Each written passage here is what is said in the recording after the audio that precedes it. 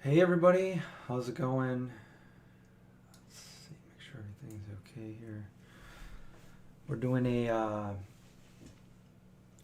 night before Halloween live stream, like I promised.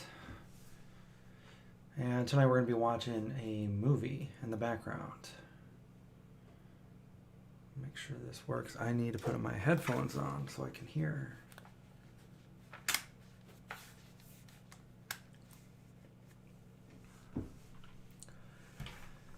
Hey guys, what's up? Hope this is working. You guys can hear me okay?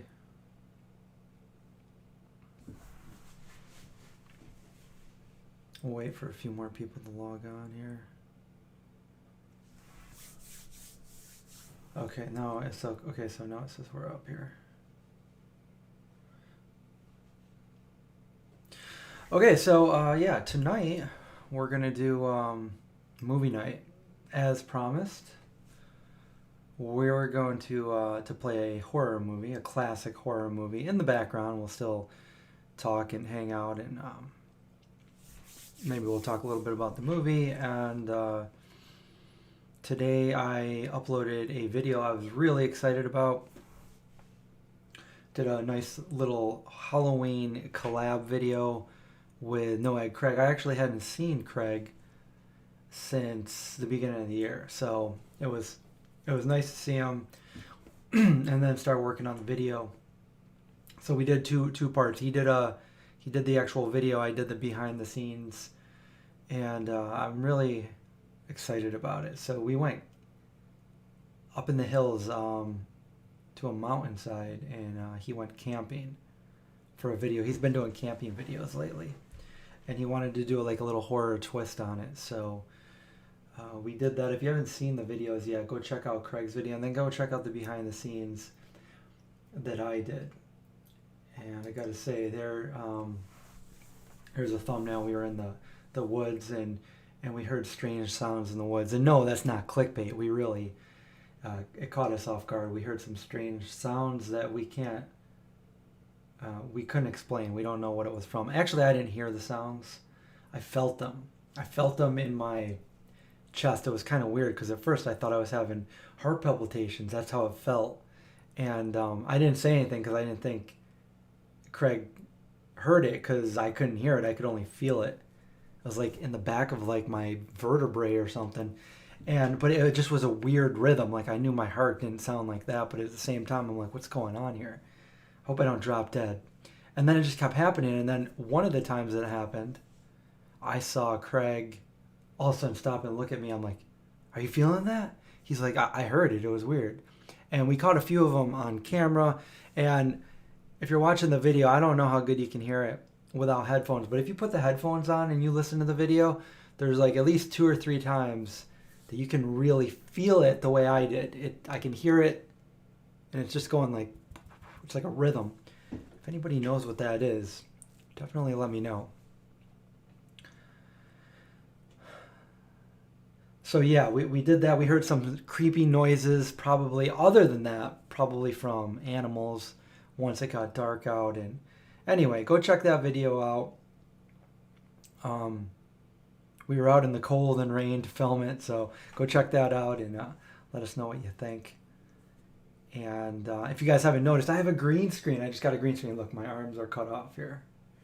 Got a green screen behind me now.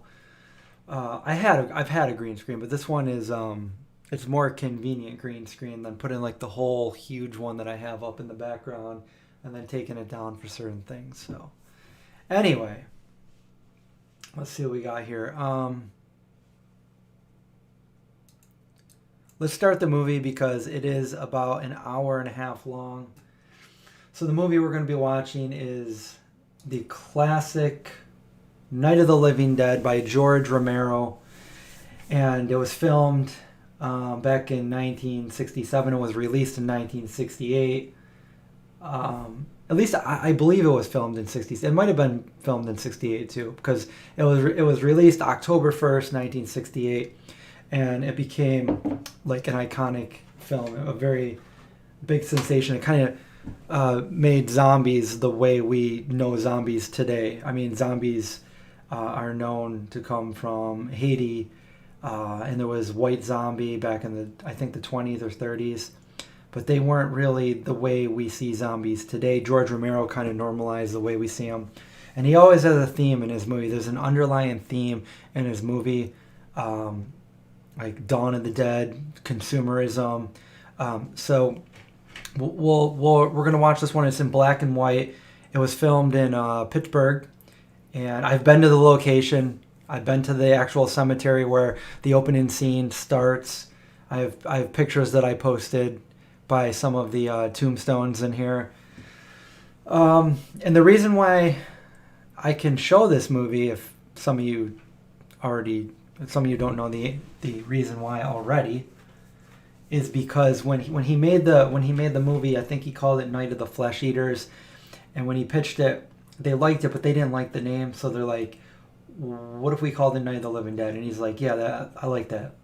So they went ahead and they took the title, the one he had, they took it off and they put Night of the Living Dead on. When they did that, they didn't put the copyright symbol on it. And as I understand it, it's a little bit different today. You're a little bit safer today, but back then, once that was gone, it was fair game for anyone. So anybody could use this for use, and he kind of got screwed on that.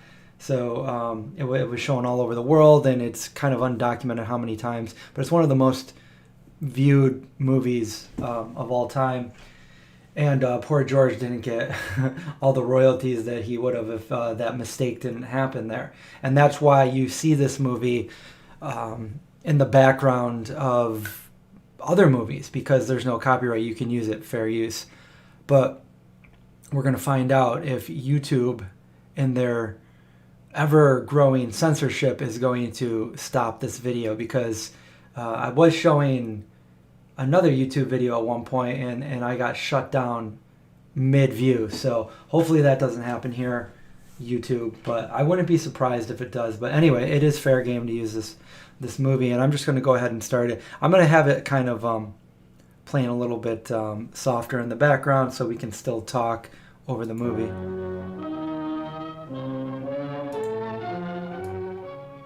Turn it down a little here. And this opening scene is going up to Evansville Cemetery in the Pittsburgh area, which I did a whole live stream here a couple years ago when I went to visit the area, and I met up with Veg Inspired, Kathy and John. And, when certain parts come on, maybe I'll turn it up a little to watch it. And also, there it is, Night of the Living Dead. Notice there's no copyright in the corner anymore. It's just, let me shrink myself with a shrinking potion. So George Romero, unfortunately, I never got to meet George Romero. I always wanted to, but I did meet some other people that were in this movie. I met John Russo, who is the co-writer of the movie. So the cemetery looks pretty much the same, but also a lot different. The trees are a little bit different. I can't remember if the road was better. The road's probably better, but... And also, it's all everything's in color nowadays. So anyways, going up here there's a lot more trees going up here now.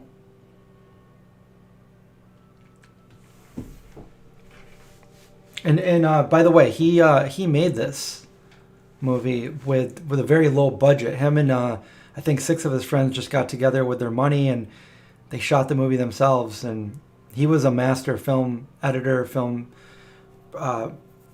filmmaker, and he got his start doing just commercials and stuff. And he worked on some episodes of Mr. Rogers' Neighborhood.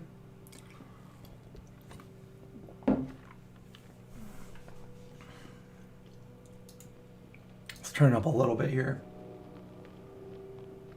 Can you guys hear it all? They ought to make the day the time changes, the first day of summer. What? Well, it's 8 o'clock and it's still light. A lot of good the extra daylight does us. Now, we've still got a 3-hour drive back. We're not going to be home until after midnight. I saw him at a horror Johnny, convention, you wouldn't do it. but I didn't talk to What a him. blow Sunday on a team like this. You know, I figure we're either going to have to move Mother out here or move the grave into Pittsburgh. No, movie night's not tomorrow. I'm busy tomorrow. Tomorrow's Halloween. Darn it, she can. Is there any of that candy left? No. Look at this thing. We still remember. No popcorn tonight. I got I don't even I got my know what smoothie it here. looks like. Johnny, it takes you 5 minutes. Yeah, 5 minutes to put the wreath on the grave and 6 hours to drive back and forth. Mother wants to remember, so we trot 200. Some of you might Stays at home. Well, we're recognize some of the lines that they speak in this part. Even if you haven't seen the movie, you might have seen it because it's very well known. This was a Jeopardy question. Hey, We're coming back on the air after an interruption due to technical problem.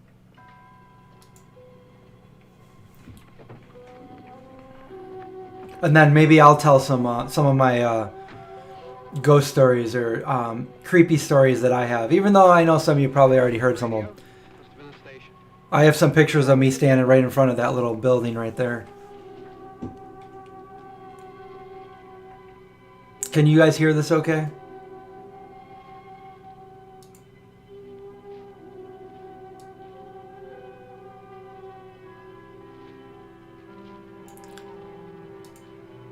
So they're brother and sister. Well, there's no one around. I'm going to be critiquing it, so if you want to watch it uncritiqued, you got to go watch it. It's easy. You can just pull it up on YouTube and watch it. complain just to hear yourself talk. There it is. So the gravestone here that says Blair on it, easily recognizable in the cemetery when you go there. Got a couple of pictures next to it. I wonder what happened to the one from last year. Each year we spend good money on these things. We come out here and the one from last year's gone. Well, the flowers die, and the caretaker or somebody takes them away. This is my favorite zombie movie. This is where it all started. Sell it next year. Wonder how many times we bought the same one.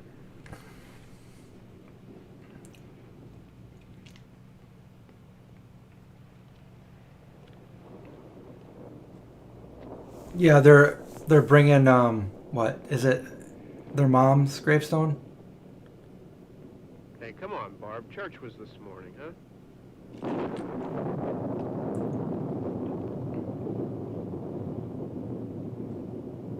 Here it comes. You guys probably recognize these lines coming up.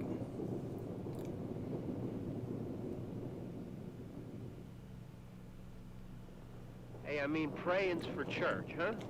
Come on. I haven't seen you in church lately. Well, there's not much sense in my going to church. Do you remember one time when we were small, we were out here? It was from right over there. I jumped out at you from behind the tree, and Grandpa got all excited, and he shook his fist at me, and he said, "Boys, you'll be damned to hell." Remember that? Right over there.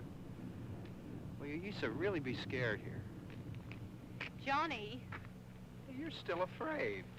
stop it now. I mean it. They're coming to get you, Barbara. You guys recognize that? Stop it. You're ignorant. They're coming for you, Barbara. Stop it. You're acting like a child. They're coming for you. Look, there comes one of them now. He'll hear you. Here he comes now. I'm getting out of here. Johnny.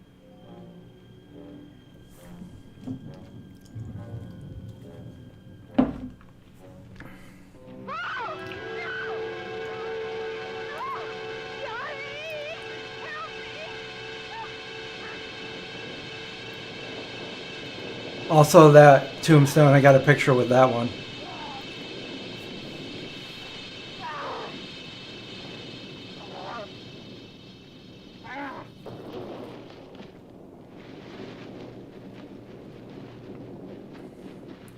So this was the first people were seeing like zombies like this when they went to the theater.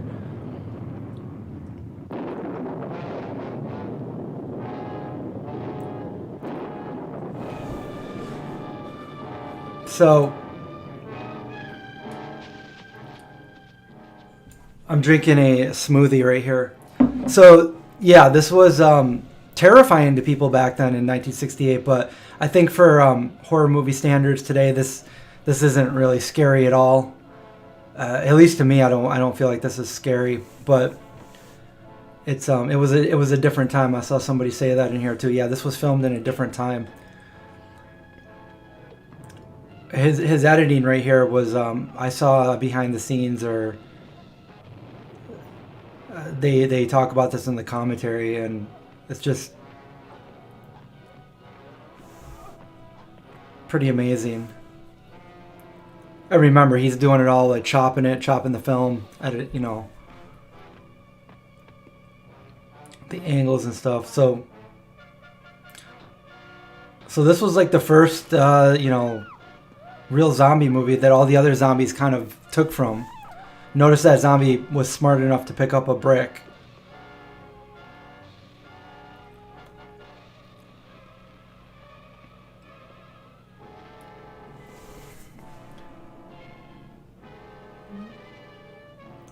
And stick around too, because there is a twist ending.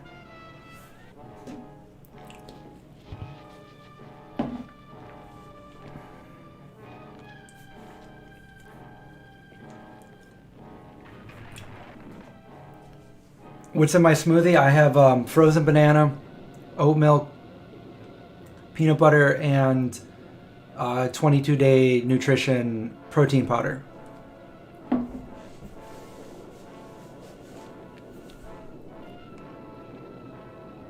I just whipped it up real quick before I started the stream.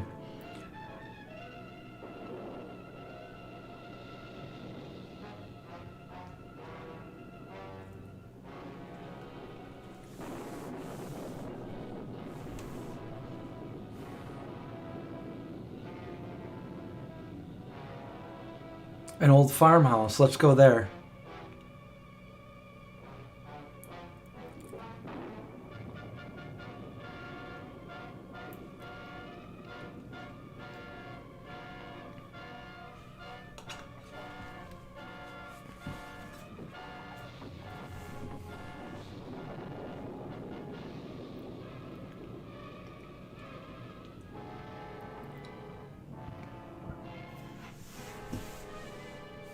Yeah, it's totally.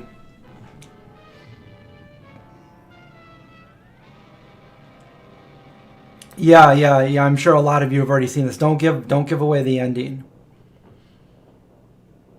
But yeah, there's a surprise ending here.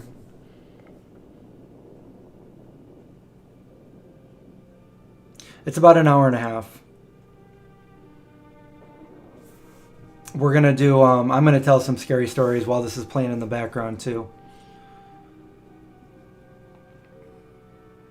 So I apologize if you wanted to see the everything in entirety.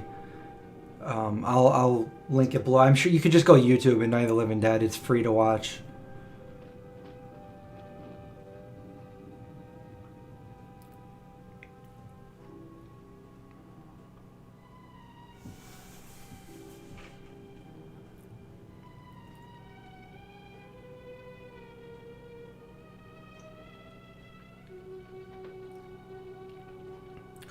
No, I haven't seen Astro Zombies.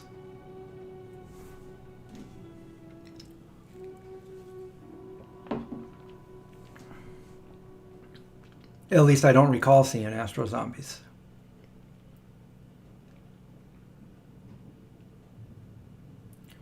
What's up, Rebalancer?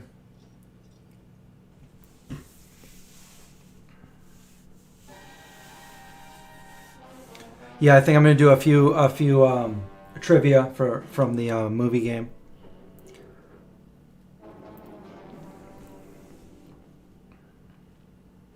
We can come back in and out of this too.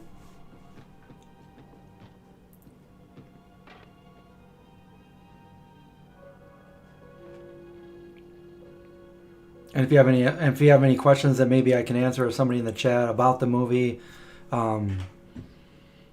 I know a little bit about the movie because it's my favorite zombie movie. And then I like to know like how they were filmed, like the behind the scenes and all that kind of stuff. So, And you know what I really wanted to watch, but it's on DVD. I'd have to maybe transfer to the computer or something. But I like to watch the extras for Dawn of the Dead at least once a year. It's like George Romero was such an amazing director. From what I know, from what I've seen, he's just like he was the nicest guy. You know, watching him direct and stuff was just, you know, he wasn't Hollywood. He did I think he did 1 or 2 Hollywood movies, and he just didn't like it because he didn't have free range to be creative, to do what he wanted. So this is an independent film.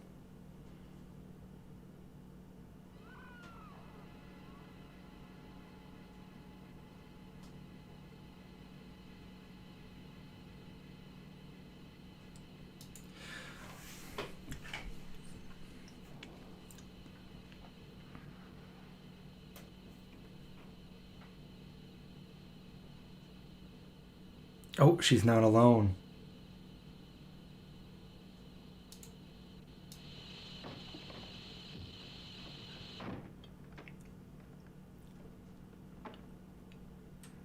Yeah, Shaun of the Dead is pretty awesome too. Right. Don't worry about him. I can handle them.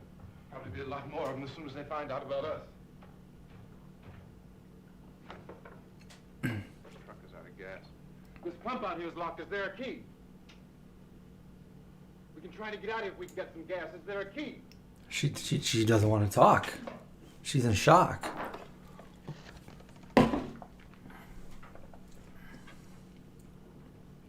Oh yeah, you're right. Try this.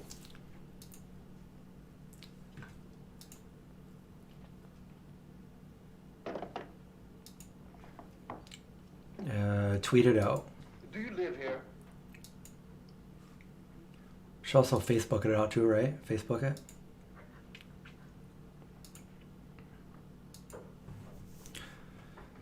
He's not getting any answers from her.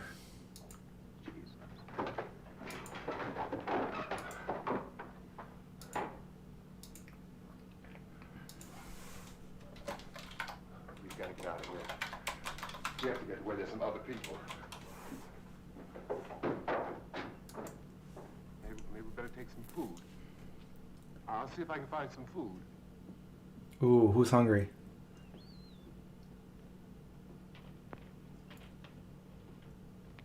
Okay. All right, I just shared it on a couple platforms there. We'll get some more people in here if they want to watch this with us. What about 28 Days Later? I love 28 Days Later.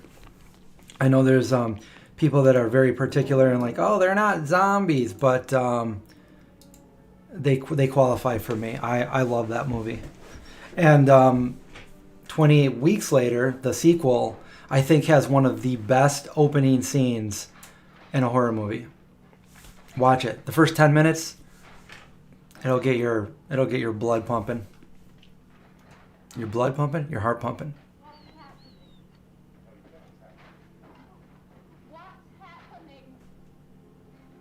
When is my movie going to be done? I'm not sure when it's going to be done, but we're going to be working on it. We're going to be filming it next year. It was supposed to be this year, but we all know 2020 has not been kind to anybody with the pandemic. There are 2 of them out there. Have you seen any more around here? I can take care of those 2. I know you're afraid, but we...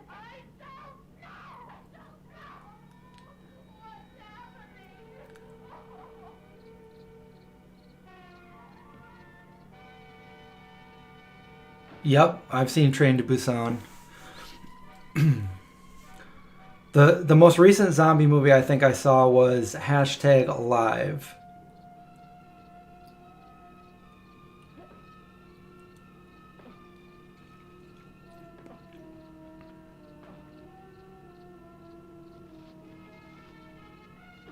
The 80s movie where they accidentally open up the canister of gas.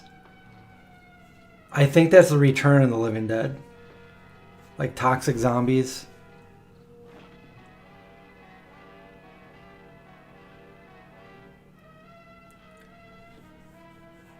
Where do you find me on Facebook?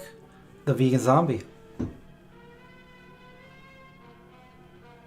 I have all my social media links below all my videos.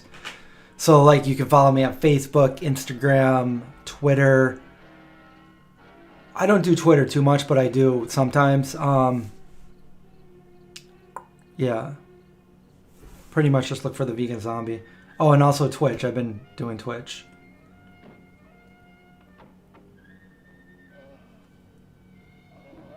Yeah, there's zombies surrounding their house here. Look at those Dutch angles.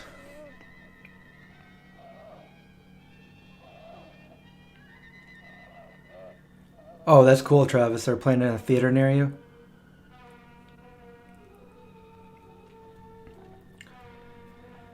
Well, then he's got Day of the Dead, which has kind of a thinking zombie. You just kind of played around with the whole zombie genre.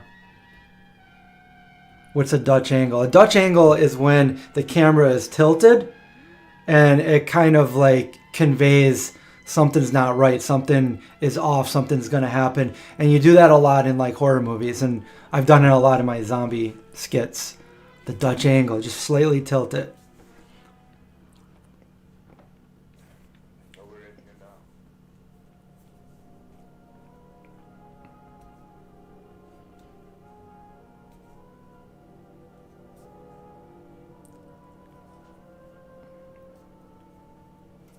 Day of the Dead was alright. Yeah, Day of the Dead wasn't my favorite. I liked, was it Diary of the Dead or Survival of the Dead? He did a few before he died in recent years. It was Survival of the Dead or Diary of the Dead.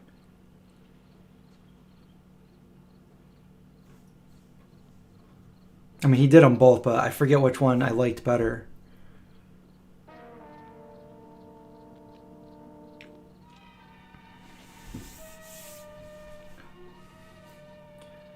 Got all these zombies out there, and they had no idea what they were doing. He just said, just walk like you're an undead, and he didn't like tell them how to walk. They just did their own thing.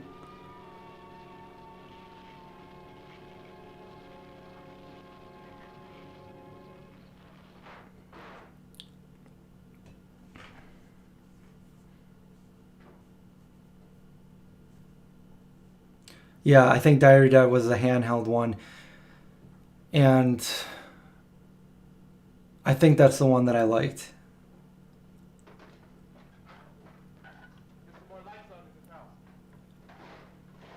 Well, yeah, the reason why he said that is he didn't want to tell everybody how to walk and how to act, because then they would all act the same. Like, they would all try to mimic what he was doing. He just wanted them to do their own thing and have different, like, kind of zombie personalities. One of his most famous zombies is Flyboy from Dawn of the Dead. I don't think we could watch Dawn of the Dead because that one is copyrighted.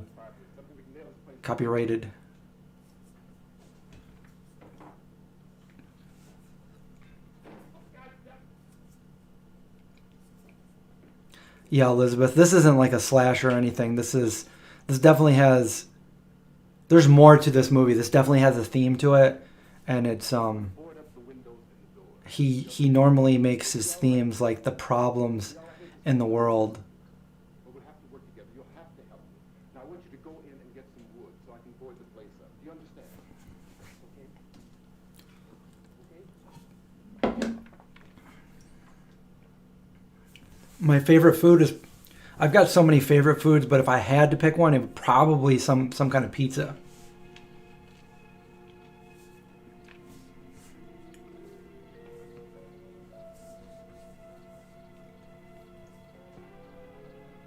Best year in history and why? I'm not sure. Day one. Because then there was life.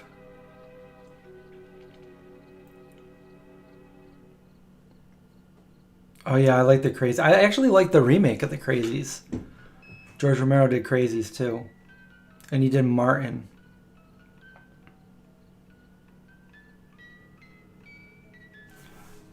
No, it's not. Can you guys not hear any of this? Is it too low for you guys to hear it? It's not silent.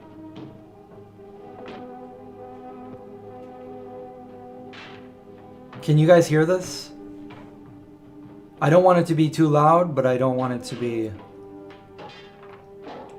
completely silent either.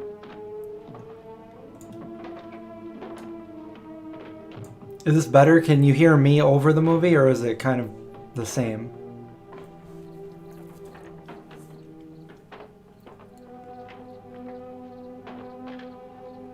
The scariest horror ever? Not too many movies scare me.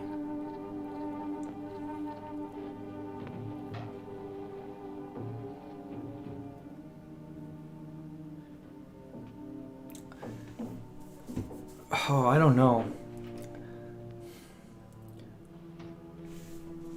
Now, when I do watch a movie, I try to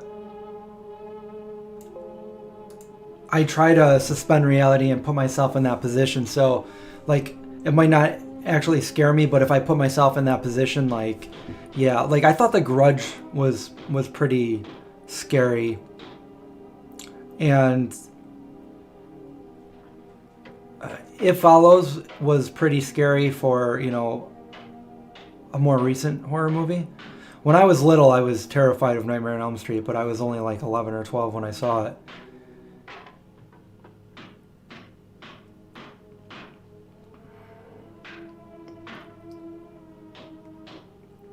And The Ring is just like The Grudge, and yeah, and I saw The Ring in the theater, and I thought that was scary at the time when I first saw it. Blair Witch was another one too. And now Blair Witch is one that, and I know I've said this so many times, but the Blair Witch is something that half the theater, when it was over with, left the movie saying that that was stupid and it wasn't scary at all. And the other half were just terrified. And I think that if you missed a certain part at the beginning where the lady's telling the story, if you miss a certain detail, then it's not scary. At the end, you don't understand why it's so scary. But if you listen to the detail in the early part, basically what she's saying is like the witch would put the victim in the corner and make them face the corner with their back towards her.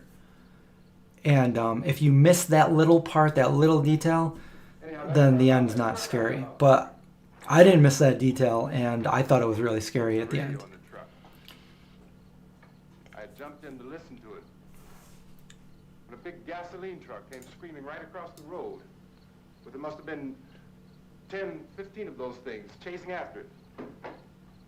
Grabbing and holding on.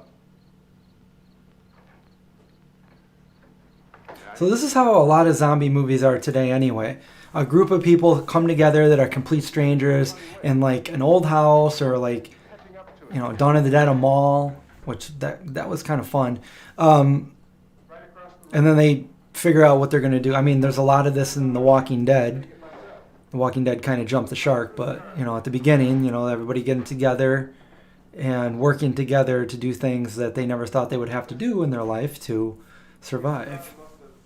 Cut off the road into that gas station by Beekman's Diner. It went right through the billboard, ripped over a gas pump, and never stopped moving. By now it's like a moving bonfire. Okay, so while we're watching this, I'm going to tell some of my scary stories, just because it's, you know, it's the day before Halloween, and these are stories. These are my stories. So I've already made videos on these. I've already told them. So if you don't like me hearing me say the same thing over and over, then focus on the movie or just come back in a little bit. Okay, so I've got a few horror stories of my own, and I think one of the coolest ones I have, which is really, it's not really scary. It's just it's kind of creepy in a way. About 10 years ago, 11 years ago, I was living in Rochester, New York, which is about an hour away from me. And the girl I was dating at the time, her parents lived back here in Syracuse where I live now. And so did my parents. So on the weekends, we would drive back here to Syracuse to visit parents and hang out with family and stuff like that. And I was living in an apartment out there, and when we went to her parents' neighborhood, it was in the middle of the summer, and there was a nice little sofa chair for sale out in the yard at someone's house, and it said it was only $20. I'm like, you can't really beat it. Can you go? So I stopped my truck, and I just asked her to go, hurry, go check it out and see if it's worth it or if it was, damaged or anything. So she walks over and she's like, yeah, it looks like it's in perfect condition. I'm like, oh, cool. So I give her $20. I'm like, go run this up and give this to them. And I put the chair in my truck. So it was a hot summer day. So she walks through the garage, which was wide open. And there was like a porch in the back, a screen porch. And she just kind of knocked on the door. And there was a really, really old lady there that she gave the $20 to and said, we're buying the chair. And she's like, oh, thank you. Take the chair to my apartment, and now I got a nice chair that was only $20. It's like a burgundy chair, okay? It's like a nice soft, comfortable burgundy chair, sofa chair. So at that point, for my job, I transferred to Syracuse, so I moved back closer to home, and I wasn't sure where I was going to live at the time. But my brother, I'm telling you the long version because, we got a little bit of time here. My brother, who's in the military, was away. And he had just bought a new house. He hasn't even lived in it yet. And he's like, damn, I got to go away from the military. He's like, what am I going to do with the house I just bought? He's like, Chris, do you want to live in it until I get back? And I'm like, sure, I'll live in a brand new house. So, I paid him rent. And I lived in a brand new house before he did. So I lived in his brand new house before he did. And so I brought the chair there. And then, I don't know, maybe 10 months later, he's ready to move back. And so now I got to find an apartment or do something. So the more I thought about it, I'm like, do I really want an apartment or should I just buy a house? I mean, because the apartments I was looking at, the mortgage was going to be cheaper than buying an apartment. Renting an apartment each month. So I'm like trying to do the math here. I'm like, why don't I just buy a house? So I decided to look for houses. I get a real estate agent and we go looking at houses. Now I'm trying not to be picky, like too picky, but like this was my house. I wanted to get something I really liked. And I literally looked at so many houses and I'm like, I don't like this one. Maybe I like this one, but let's go look at another one. And like, I was all over the place, And I wasn't really finding any that I'm like, oh my God, I want this house. I was only finding one like, I guess I'll get this house if there's no other houses. And finally, the last house I looked at, I'm like, perfect, I want it. It was all the things that I was looking for as far as like, work related, close to the thruway, close to a Wegmans. And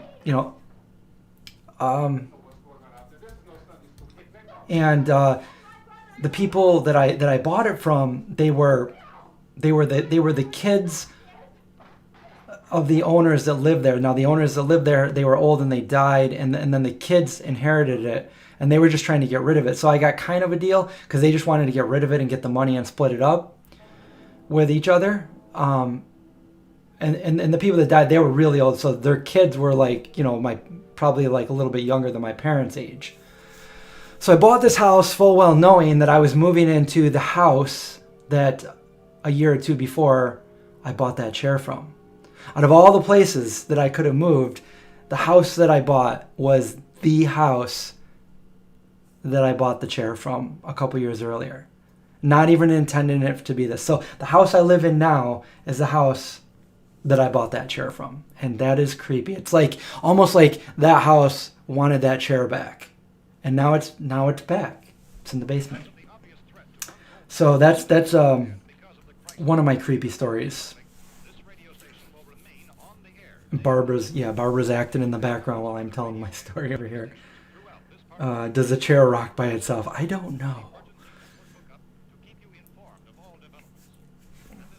All right, let's see where we are in the movie. As we know, there is an epidemic of mass murder being committed by a virtual army of unidentified assassins. The murders are taking place in villages, cities, rural homes, and suburbs with no apparent pattern or reason for the slayings. It seems seems to be a sudden general explosion of mass homicide. We have some descriptions of the assassins. Eyewitnesses say they are ordinary-looking people. Some say they appear to be in a kind of trance. Others describe them as being...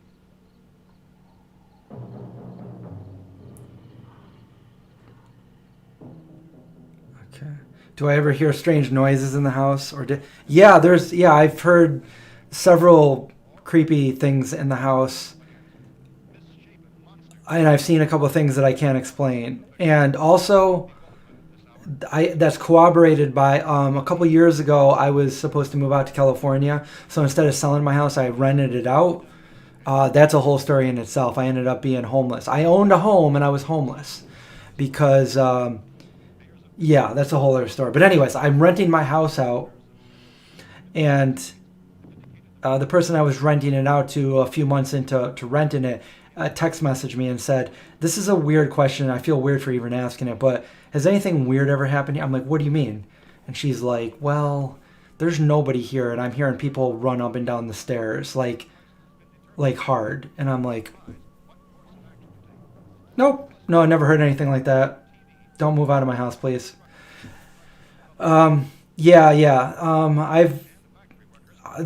There's lights turn on and off, and there's a video. I have a video because I have cameras in my house. There's a video of a strange light appearing over my head when I was sleeping on the couch, and totally unexplainable. Yeah, there's a few weird things here. The people died here, and the reason why I know that is, real estate agent, they can't divulge that information, but my neighbors can. Yeah, I'm friends with my neighbors, and I'd ask them like different things about the house and stuff. And I did notice there was, I don't know any of the details behind it, but I found a little bit of blood on the floorboards when I moved in. I had to redo like the house a little bit. Like the room I'm in now was like wallpaper. Every room I have was all like really, like it looked like a house from the 60s that was never updated. And my main bedroom was pink. Everything was pink. The trees in the yard bloomed pink blossoms, and they would shed once a year, and my whole front yard would be pink. I think I have an old video of Indy when he was a puppy and just a bunch of pink flowers all over my front lawn. Yeah, everything was pink, and there was like paneling everywhere. I had to rip it all down. I had to like make the house look way more up to date. And it does now. But yeah, some weird things have happened here as far as that goes. There was also, I was down in my basement doing laundry a good maybe 2 or 3 months into living here, maybe even longer. And I realized that I looked behind the furnace and there was an old framed picture. And when I picked it up and turned it around, it was like from like the late 1800s, early 1900s, of a little boy wearing like overalls and like a sailor cap. And he's standing next to a chair. It's a little boy. He's standing next to a chair. And no matter where you move, it looks like he's looking at you everywhere you look. And he just looks so creepy. It's probably nothing, but I don't know. I like to think that everything's scary and stuff. So I'm like, oh yeah, the backstory behind this, So I named him Jacob. And anytime I hear things in the house, I'm like, Jacob's running around. He's playing mischievous things on me. I haven't really heard too much lately. So if there is anything in the house, then maybe it's gotten used to me and it accepts me. But when I had somebody live here, rent the house, they said that they heard all kinds of weird things and it scared them. So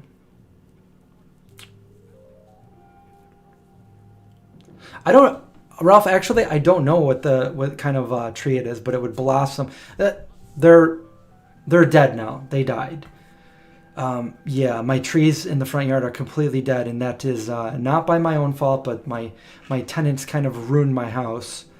I had to do so much. That's a whole horror story in itself.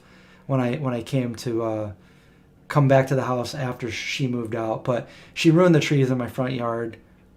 How did she do that, you might ask? Well, the water faucet in the front yard that the hose hooks to broke, and she never bothered to tell me. So the only way to turn it off is to turn the main water off. But if you turn the main water off, you can't use the toilet, the shower, the sinks in any of the house. So she didn't even bother to tell me, and the water just continuously poured out. And then the water bill, which is only normally like $20 or $30 every 3 months, was like $600 or something. And basically it flooded my front yard, and the trees died. So all she had to do was say, "Hey, can you fix the water?" And I did.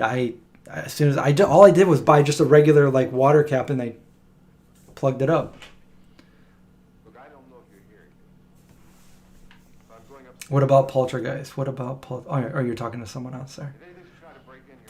Tenant nightmares. Yeah, and ruined all my hardwood floors. I mean, left all nasty laundry stuck to the inside of my wash machine. And I mean, I could go on and on about, but we don't have to talk about that. Civil defense officials in Cumberland have told newsmen that murder victims show evidence of having been partially devoured. Pacific Heights. Let's see what's going on right now.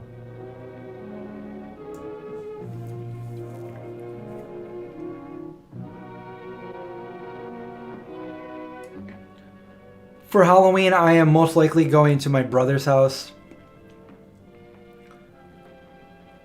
Probably hang out with my little niece.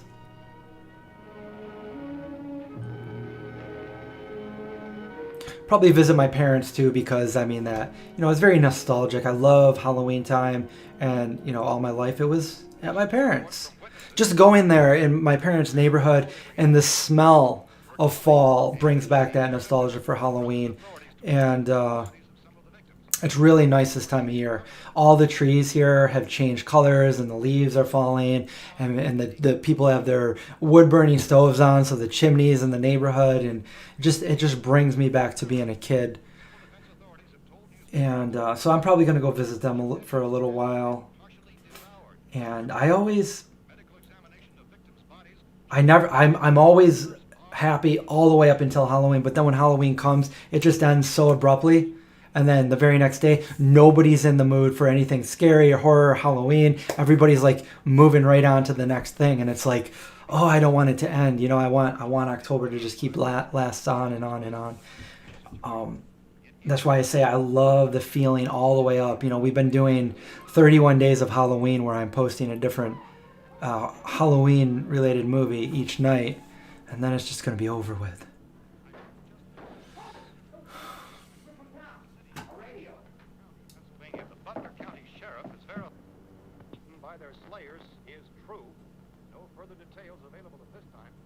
How long you guys been down there? I could use some help up here. That's the cellar. It's the safest place. You mean you didn't hear the racket we were making up here? How are we supposed to know what was going on? Could have been those things for all we knew. That girl was screaming. Sure, you must know what a girl screaming sounds like. Those things don't make any noise. Anybody would know somebody ever needed help. Look, it's kind of hard to hear what's going on from down there. Oh, nice one, Warrenator. For all we knew, that could have meant those things were in the house afterward. And you wouldn't come up and help. Well, if there were more, the racket sounded like the place was being ripped apart. How were we supposed to know what was going on? Now, wait a minute. You just got finished saying you couldn't hear from down there. Now you say it sounded like the place was being ripped apart. It would be nice if you get your story straight, man. All right, now you... Yeah, every day's Halloween this year. I'm not going to take that kind of a chance when we got a safe place.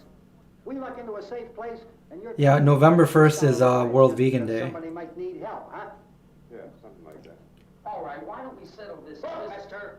We came up. Okay. Oh, the stores already took down... Now I suggest we all... The stores around here already took down the Halloween stuff and put up Christmas stuff.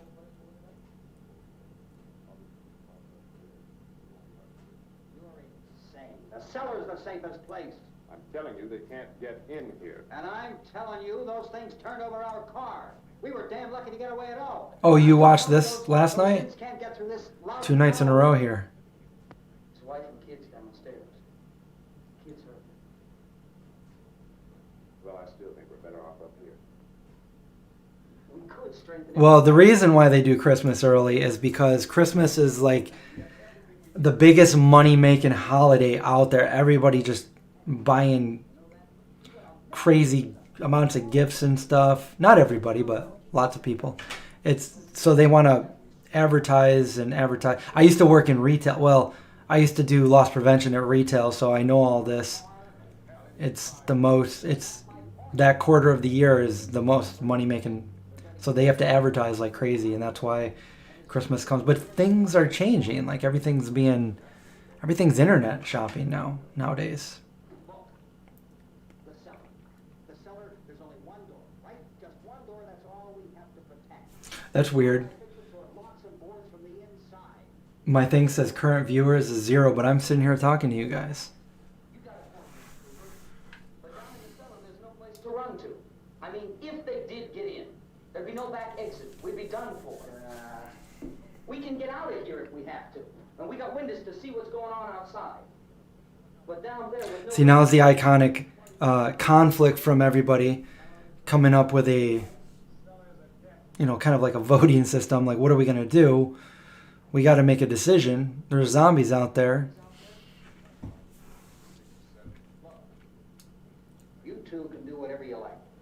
I'm going back down to the cellar, and you better decide. Because I'm going to board up that door, and I'm not going to unlock it again no matter what happens. Now, Oh, that's nice. no, I'm not going to wait. I kind of wore the kill outfit when I was a zombie on Hollywood Boulevard. That's what we were going for. The Dexter kill outfit. Decide to stay down there, we'll need some things from up here. So let's at least... Oh, 90 people. So it went back to 78. You box yourself in the cellar and those things get in the house, you've had it. At least up here you have a fighting chance. Yeah, it looks like about 8 or 10 out there now. It's more than there were. There are a lot out back, too. So a lot of these people were his friends and also people that lived around the town that went there to, just to be in the movie.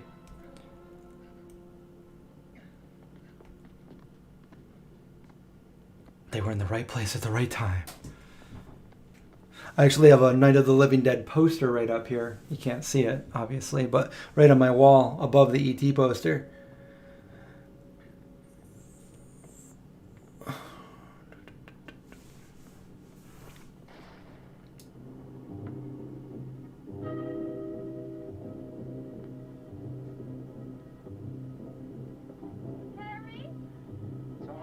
People tell you look like Michael C. Hall.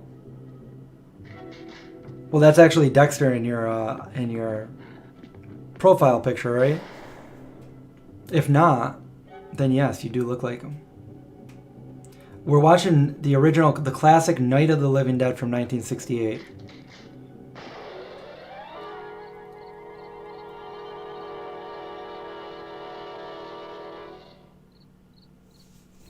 Well, lucky for them, these aren't like fast, crazy zombies like highly infectious like 28 Days Later.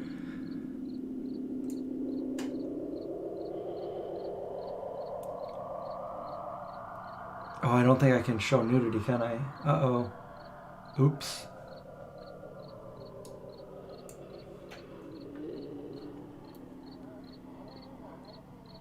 Yeah, I like the Texas Chainsaw Massacre.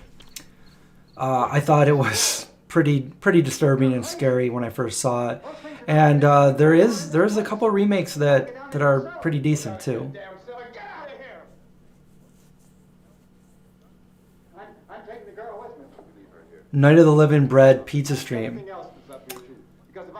Well, not this year, but yeah, that sounds nice. Maybe next year I'll do that. Now, if you're going down the cellar, get. The man's insane. He's insane. We've got to have food down there. We've got a right. This is your house. We've got a right. You going down there with him?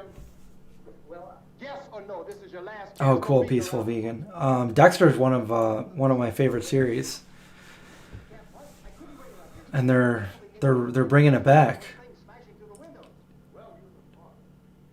You're stupid enough to go die in that trap. That's your business. However, I am not stupid. Oh yeah, Slightly Crazy Vegan's a nudist. Yeah, well, she doesn't. I mean, she is nude on the channel, but she's not showing anything on the channel.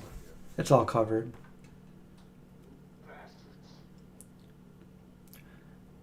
creative angles, right? I mean, Mr. Cooper, with your help, we could... With my help. Let him go, man. His mind is made up. Just let him go.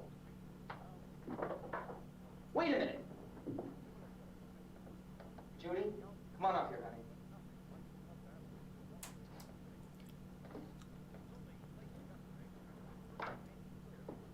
You're gonna let them get hurt too, huh?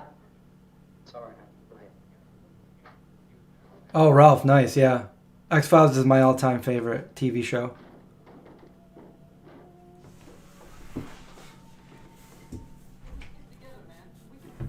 Unreal coconut. I don't like the coconut candy. I like their peanut butter cups though. Mr. Cooper, we'd all be a lot better off. All three of us were working together. Hey, kid.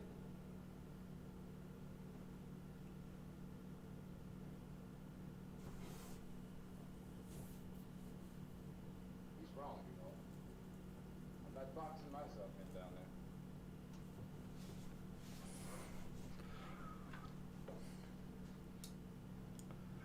Well, we're safe now.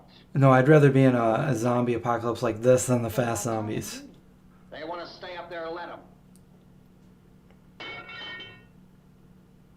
The guy that played Skinner was Mitch Pileggi.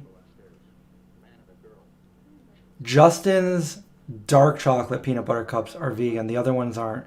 You got to make sure they're the dark chocolate ones. Yeah, Nightmare on Elm Street is a good one.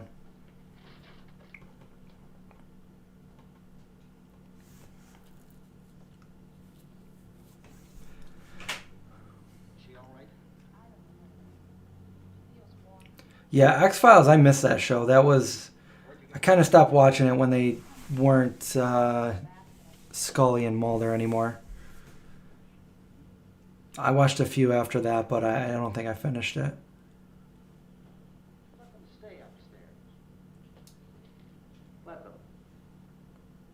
Well, like the super fast zombies, like 28 days later, they were so contagious. Like, for instance, remember the part where the crow was feeding on one of the zombies and a piece of whatever it was feeding on dropped down and went in the guy's eye, and within like 15 seconds he was a zombie.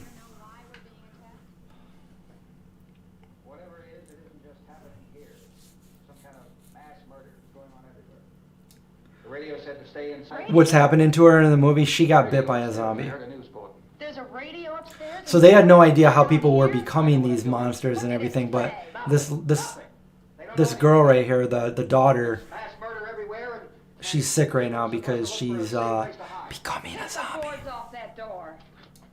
She's becoming a zombie, and they're in the basement trying to figure out what to do, and the dad is basically unreasonably arguing with everybody. How are we going to know what's going on if we lock ourselves in this dungeon? Trini, why did they say they weren't zombies in the movie? Because technically zombies were always meant to be undead. Like, they would die, and then once they died, they would come back as a zombie. But in 28 Days Later, it's like a rage virus. It's like everything is gone from their brain except for their primal instinct to feed. And their adrenaline would be like the top adrenaline of a human, but they would keep that adrenaline. So they'd run full speed at you. They'd come at you with everything that they had, and you'd have to shoot them in the head. Got to double tap. look, honey, nothing's going to get done with them down there and us up here. Do this for me. Do I prefer if zombies could run? I mean, I think it makes for a scarier movie or a more intense movie. But if I was in a zombie apocalypse, I would prefer that they couldn't run. I would want more like the Walking Dead kind of zombies.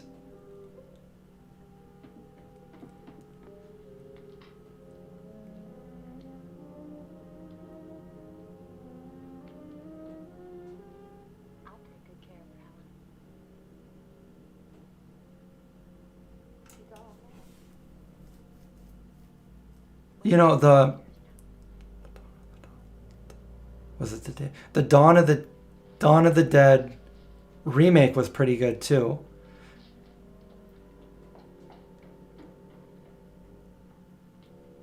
Yeah. I was just trying to remember. What's her name? Is it Sarah Pollier? How's John been? I haven't seen John in a long time, but I text him. I might be going to visit him this weekend. I don't know though, but he just posted a brand new video on his YouTube channel at his new house. He just got a new house, so. A zombie musical. Not sure which one you're talking about there. Yeah, he said he didn't do videos for a little bit just because he was busy moving. And he said he has to catch up on those.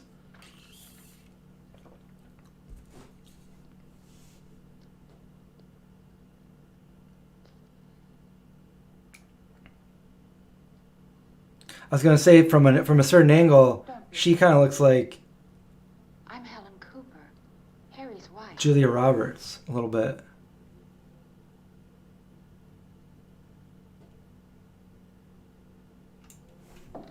Moonbat, you're leaving? Good night. Look at this. Wait, who's leaving? A million weeks Moonbat? months up here. Thanks for watching. Give me one of those.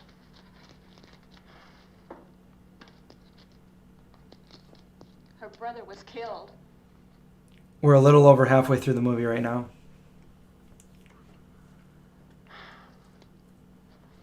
And they talk about these windows.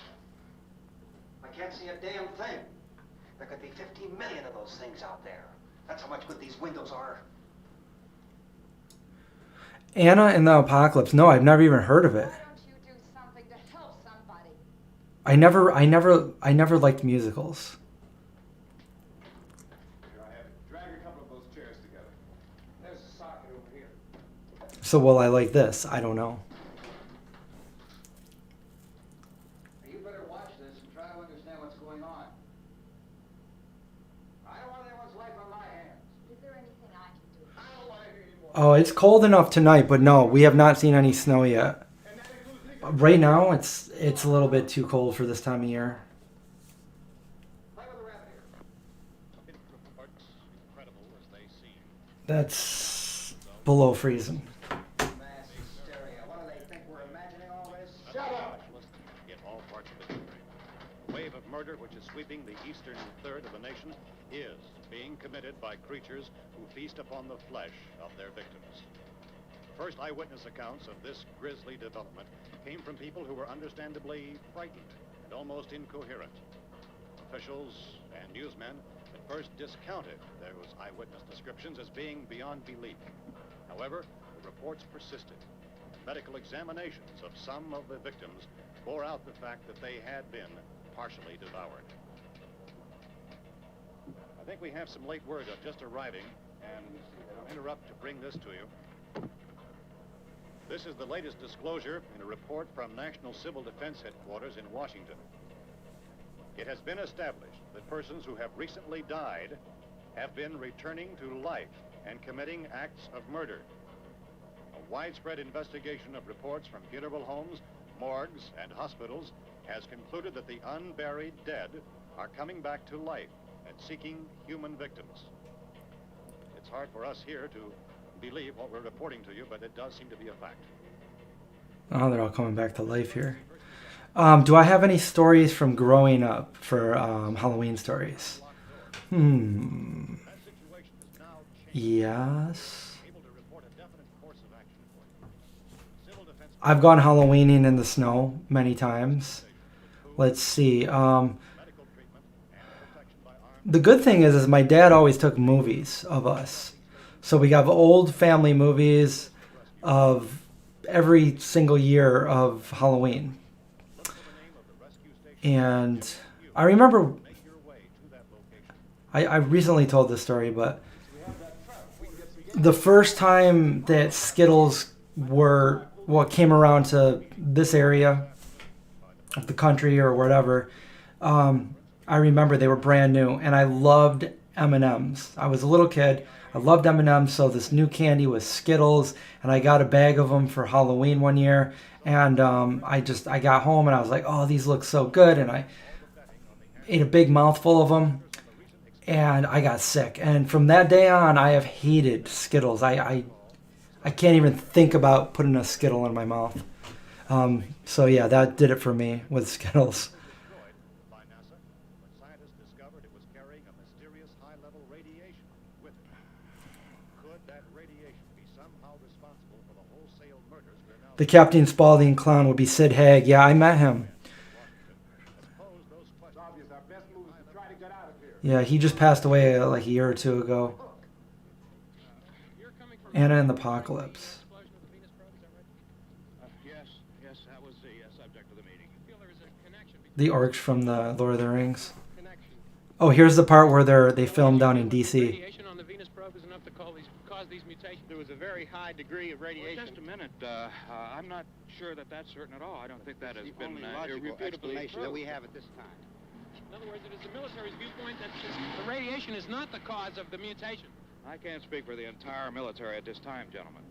Seems to I be. must disagree with these gentlemen presently until this is irrefutably proved. Everything is being done that can be done. We'll have to hurry for our next meeting. Professor, you feel that there is a definite connection between the... Definite connection as far as Dr. They went down and with their low budget and they filmed right here in D.C. in the Capitol. That is not proved yet. Was the satellite, when the satellite was exploded, Unusual amount of 87 in Hawaii. cause mutation under certain circumstances. Could have happened. Have a very That's a little too hot for me, it but does seem to have a bearing. 30 is a little bit too cold for me, so. Will there be a reply for the Later. Yes. There will be a reply. Yes. Later this afternoon. Milky Ways, and those are like two of the things my dad always loved. He'd put them in the freezer and eat them. We have everything possible to solve the problem. 45 in Montana. It's a little bit better. That's what it's supposed to be tomorrow night, in the high 40s here. One of the world's foremost authorities on space science and technology. I saw signs. How many of us have probably, when we were younger, eaten too much, or even now, eating too much candy and then getting sick? Judy and I are both from around here. We were on our way up to the lake to go swimming. Oh yeah, I think you told me that before, Elizabeth. Stan Winston. I subscribed to Stan Winston School of Special Effects, and I still to this day get emails from the Stan Winston School. Pretty strong. How could we possibly get away That's from cool. here? We've got a sick child, 2 women, 1 woman out of her head, 3 men, and the place is surrounded with these things. Dr. Grimes, your entire staff, I know, has been working very hard to find some solution to these things that are happening. Do you have any answers at this time? Oh yeah, Richard, 67 in Central Florida. That's perfect. The importance of seeking medical attention for anyone who's been injured in any way. We don't know yet what complications might result from such injury. How bad has your kid been hurt? Good advice, Doctor. Now, how about the basic probability? It also happened to me with Fruity Pebbles. You know, Judy? Yeah, you tell Judy to come up here and you stay with the kid, all right?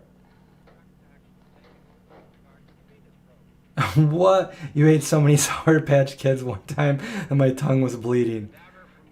That should be a quote on a shirt. Sometime early this morning, it opened its eyes and began to move its trunk. It was dead, but it opened its eyes and tried to move. Oh, your dad's from Rochester? Not far from here. They want you upstairs. Did she ask for me? She had to do it. Yeah, this movie was released October 1st, 1968. Baby. It's Mommy. I heard. I'll come back down as soon as I find out what they want. Thank you, Judy. The body should be disposed of at once. You have a cousin and an aunt that lives in Syracuse? So do I. It's only a matter of minutes. Minutes? Well, that doesn't give people time to make any arrangements. Oh, you're right. It doesn't give them time to make funeral arrangements. The bodies must be carried to the... Tony Todd played the guy in the Living Dead, Night of the Living Dead, and the remake. Burn them. The bereaved will have to forego the dubious comforts that a funeral service will give. They're just dead flesh. And Elizabeth, thank you for the super chat. Something for the Halloween basket. I appreciate it. Thank you. Strips, okay? Is there a fruit cellar here? Yes. We need some bottles or jars. Make Molotov cocktails to hold them off while we try to escape. Hey, Where in Sarasota did I live? Oh, I lived off of Tuttle Ave, and I also lived on Key to the gas pump on it. I'll check. We can Oh, I forgot the other street that I lived on. I lived right across from a Winn-Dixie. But that'll leave the door open someplace. What was it called? It was like a main road. Better be this door. It's closer to the truck. Clark? I can't really remember It's labeled for the gas pump out back. the name of the, Not really that used to the truck. I found it abandoned. I think it was Clark Road or something. No sweat. You're it then. You and I'll go. Yeah, that was a long time ago. I moved there in 95 and I lived there for a couple years, Sarasota, Florida. Go upstairs and toss the cocktails from my window. Leslie, thank you for the super chat. I appreciate that. Toss the cocktails, you hustle back Thanks, there and guys. lock this door. It's no good to board it up because we'll have That was the area you lived in there, too? after we get the gas, I used to go to the granary. then we'll worry about getting I don't know if that still exists. It was a health food store. I used to buy my rice milk there. Indications are that before this emergency is over, Yeah, those were the days. more such rescue stations. I used to go skateboarding at night because it was too hot in the day. You always have a smile for me. Children of the Corn, I believe, was the first one I've ever seen. Without maybe glimpsing something that was on TV that I wasn't supposed to watch. Because I do remember seeing The Hand About the phone. The phone is with Michael Caine, and I don't know if that came out before Children of the Corn or after. Call the folks. They're going to be so worried about us. But the first one I was allowed to watch was Nightmare on Elm Street. But before that, I was watching horror movies with my friend, whose parents were not strict like my parents, and I remember watching Tom, Friday the 13th. I think part. we're doing the right thing, Tom. what about getting out? What was the one? What was the one where Surgeon said that's the right thing to do. it was part 2 or 3? Station. I don't know. Come on. I just watched part 6 again, a week ago, and I always like that one. Alice Cooper sings the song, "The Man Behind the Mask," Stuff. and there was a music video for it. We're safe in here. For how long, honey? We're safe now. But there's going to be more and more of those things. I know all that. Oh, your necro just dinged 14. Awesome. I just dinged the opposite of you. Turn those around. I just dinged 41 this morning. Was for us to convince you that it was right to leave. Remember? I'm on a list right now for the Ancient Cyclops, and it's kind of crazy. It's not like just I gotta find out when I'm number 9 on the list right now.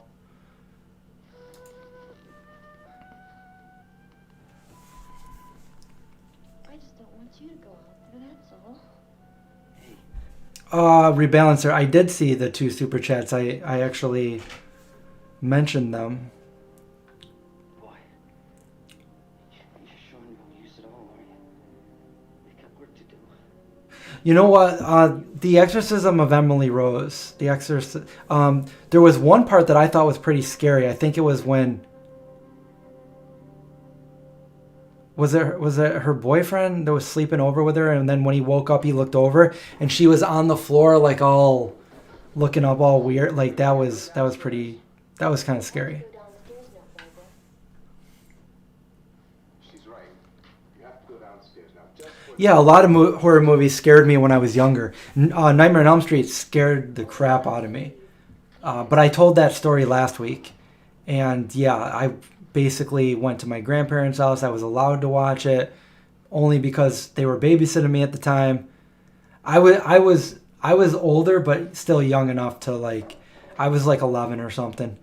And yeah, I watched it alone by myself, and then I'm like, oh my God, what did I just do? So that scared me. Yeah, a lot of movies scared me when I was little. But as I got older, movies didn't really scare me anymore.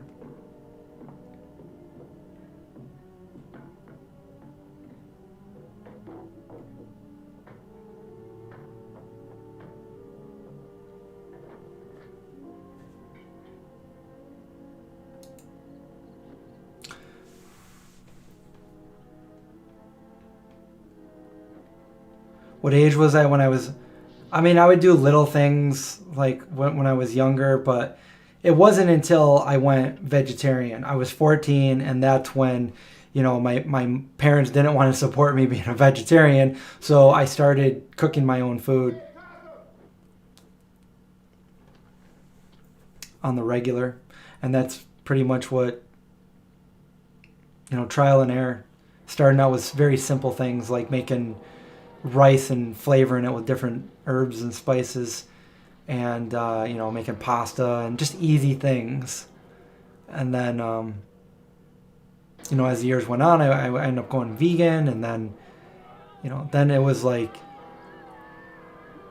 I think you're kind of more involved with food then, because it's not so easy that you can just go eat whatever when you went out to people's houses or went out to places to eat and stuff, especially back in the 90s. So yeah, just learning more about food and stuff. And then I started, the first few jobs that I had when I was old enough to work were in the food industry. So I learned to cook. I was around food all the time. And, when I was on break or when I was making my own food, I would just veganize whatever I wanted. Do I like chow cheese? Yeah, I do. I like chow cheese.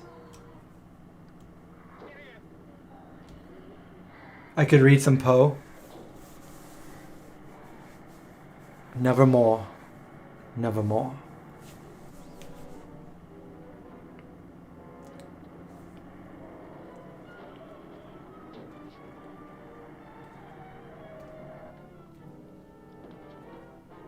Yeah, I used to like see things when I was little too, like in my bedroom, and shadows and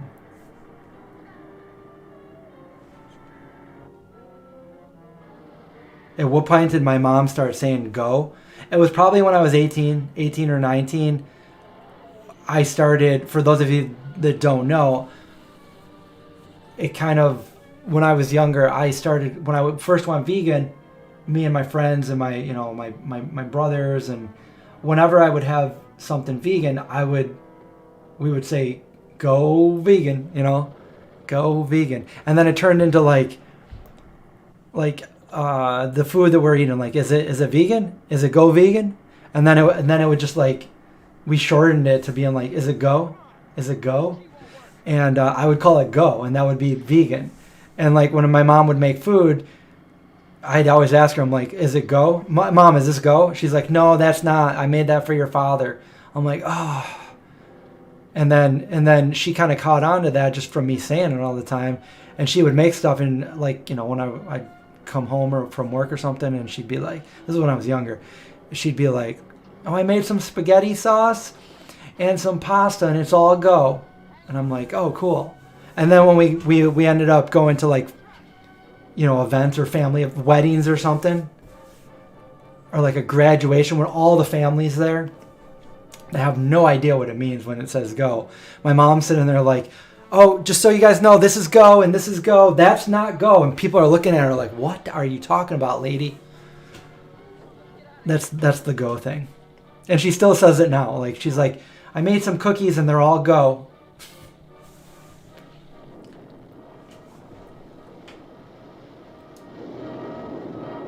Nice explosion there.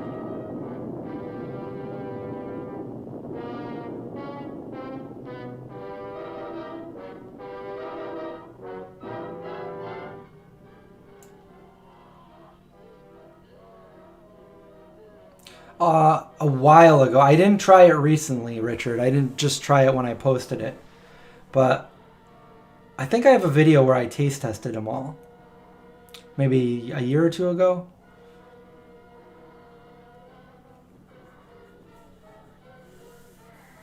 Oh, Helen, your mom is the same age as my dad.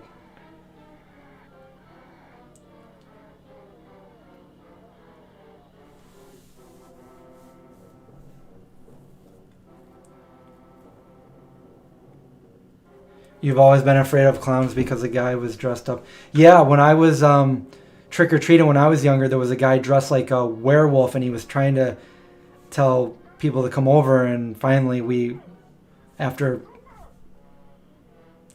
kind of talking back and forth from a little bit of a distance, we just turned around and went home.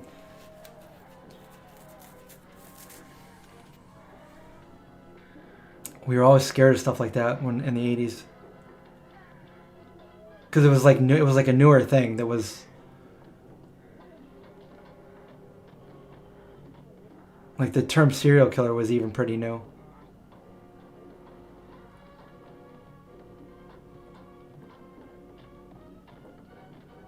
Did I try the Trader Joe's cheesecake? I don't remember. You know, Trini, you know, I've tried so many things. Like some of the things I don't remember, and I'll say no, and then I'll look at it. I'm like, oh yeah, I tried that before. I don't remember. Uh-oh, he's telling that dude what's up.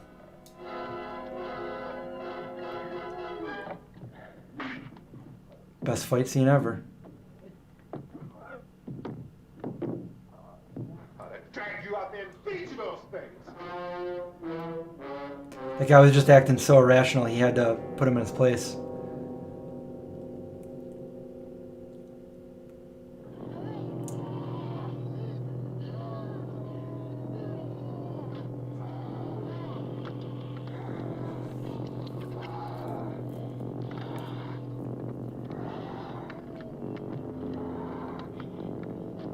Yeah, actually, produce. It's funny because I've never made a video for it, but I've been making my own vegan Reese's peanut butter cups since way before YouTube. Back when I first went vegan, I was making those because they were my favorite things, you know. And then I went vegan, and I'm just like, you know, I'm gonna make my own. So like, ever since I first went vegan, I've been making those. I haven't made any recently, but I used to make them all the time. Maybe I'll make a video. I mean, it's so easy to make, but. Some of these videos I never made just because I figured like, yeah, this is just put some chocolate in the peanut butter.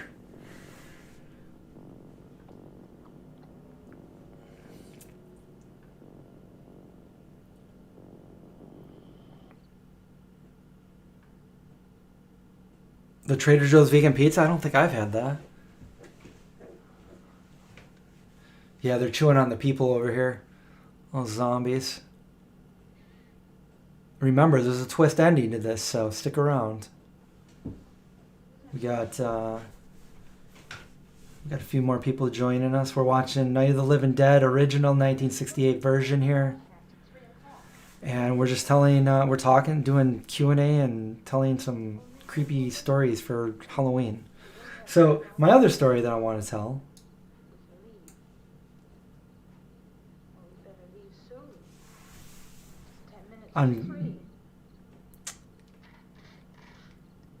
Bowie, I'm not sure if you know, but I got a bunch of videos already with tofu.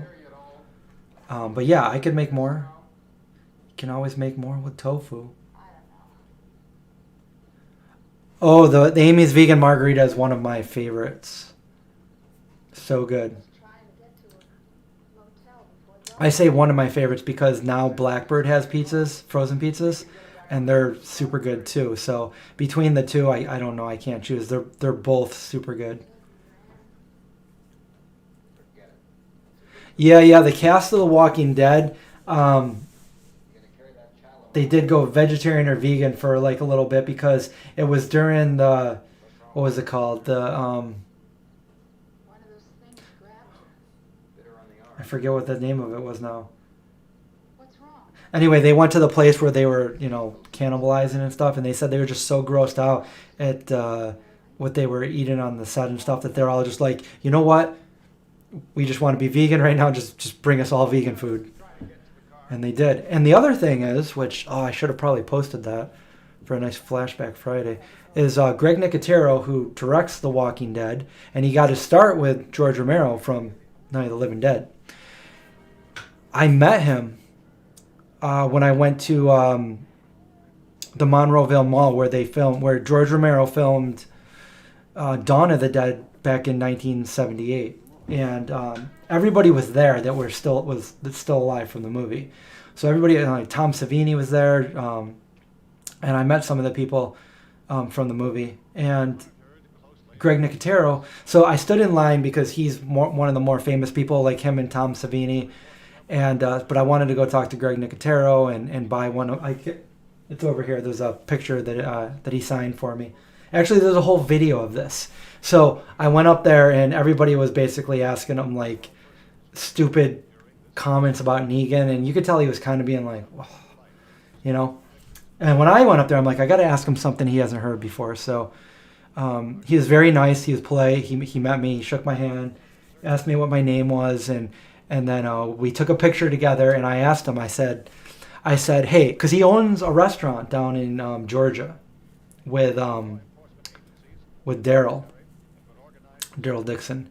And I asked him, I said, hey, if I were to go to your restaurant, would I be able to find anything vegan there? And he said, oh, yeah, actually you would, you know. And we started talking about that for a bit. Or a heavy blow to the skull. So these are all the people that, you know, showed up there, the extras to film there from the town. The plan is, kill the brain, and you kill the ghoul. Anything from the supply wagon, cuz? No, we're all right. Hey, Cass, put that thing all the way in the fire. We don't want it getting up again. Chief McClellan, how's everything going? Oh, things aren't going too bad. Men are taking it pretty good. You want to get on the other What's your favorite line coming up? Chief, do you think we'll be able to defeat Which one? these things? Well, we killed 19 of them today right in this area. Those last 3 we caught trying to claw their way into an abandoned shed. They must have thought somebody was in there. There wasn't, though. We heard them making all kind of noise. We came over and beat them off, blasted them down. Yeah, okay. Chief, if I were surrounded by 6 or 8 of these things, would I stand a chance with them? Well, there's no problem. If you had a gun, shoot them in the head. That's a sure way to kill them. If you don't, get yourself a club or a torch. Beat them or burn them. They go up pretty easy. Well, Chief McClellan, how long do you think it will take you until you get the situation under control? Well, that's pretty hard to say. Hey, guys, We if don't you're know just how many joining of us. them there are. We know when we find them, we can kill them. Are they slow moving, Chief? Yeah, they're dead. They're all messed up. Well, in time, would you say you ought to be able to wrap this up in 24 hours? Well, we don't really know. We know we'll be into it most of the night, probably into the early morning. We're working our way toward Willard, and we'll team up with the National Guard over there. So they're trying to take care of the problem right now. Thank you very much, Chief McClellan. This is Bill Cardill, WIC TV 11 News. Thank you, Bill, for that report. Official spokesman declined to speculate just how long it may take. They're all messed up. All the flesh eaters, so long as the heavy rain. Oh, the power went out. At least they had the power for that long. I don't know. They're all messed up. Isn't the fuse? Oh, I just had a thought, and then I started thinking all these others. Oh yeah, Richard, just to clarify, the pizza, the Blackbird pizza I'm talking about is different than Blackbird pizza from Philly. It's completely different. They're from New York, and it's frozen pizzas. I thought that was strange too. They had the same name as another pizza place. Oh, these zombies are all picking up weapons.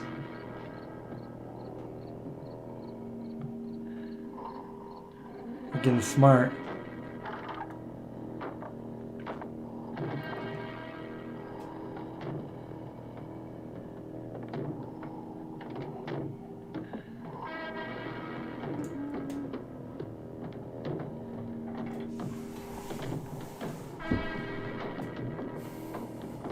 Remember the gloves from the beginning.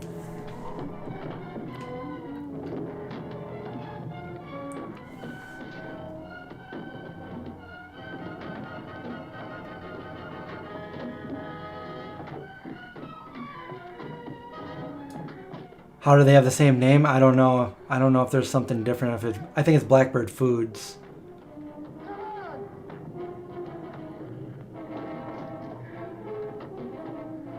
But either way, interchangeably, Blackbird Pizza, whether it's in the Philly or Blackbird Foods, they're both vegan and they're both good. So. Go ahead. Go ahead. You want to stay up here? Johnny's got the keys. Helen, get the cellar. Get the cellar now. Move!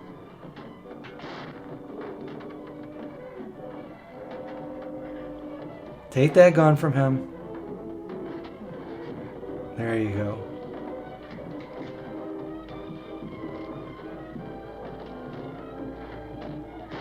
Boom. Liability. He had to do it.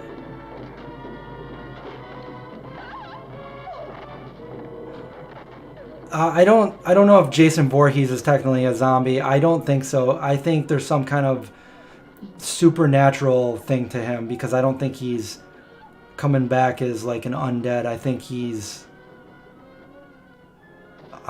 supernatural somehow.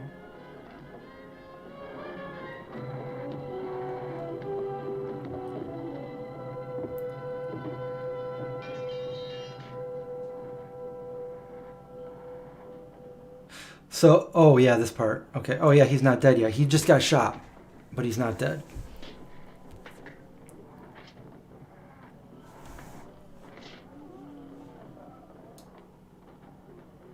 Hi Joe. Yeah, I love Dawn of the Dead, but we had to watch Night of the Living Dead tonight because there's no copyright on Night of the Living Dead, and I can stream it. I can't stream Dawn of the Dead.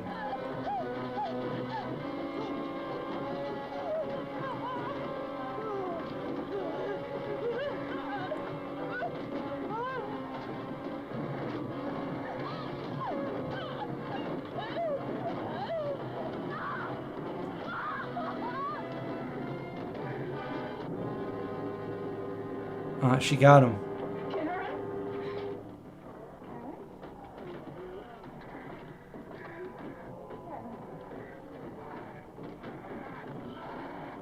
She's like, no. I've got another poster of this part right there.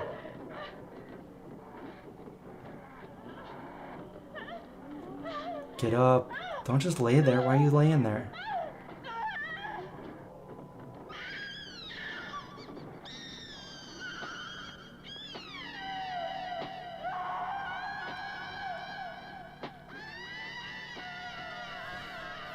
You like that echo? The first Karen.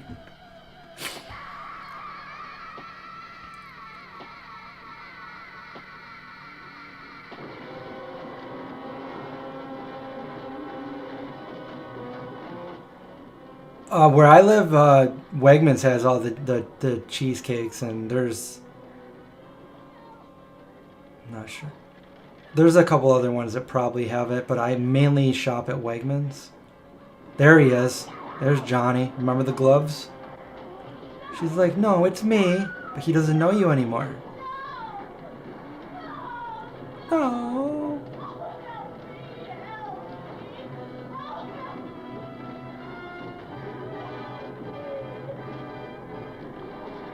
Uh-oh.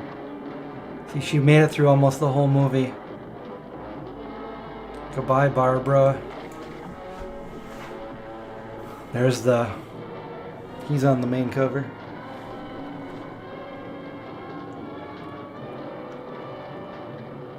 Come on, don't let him bite you. Through almost the whole movie.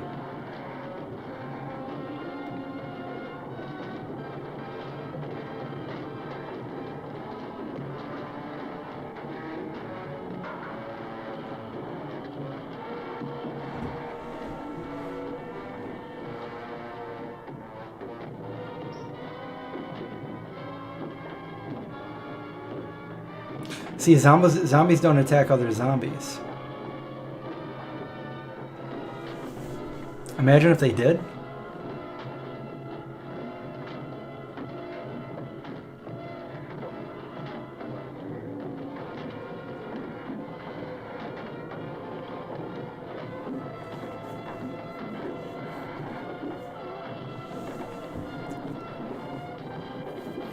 She had the leg of a chair or something.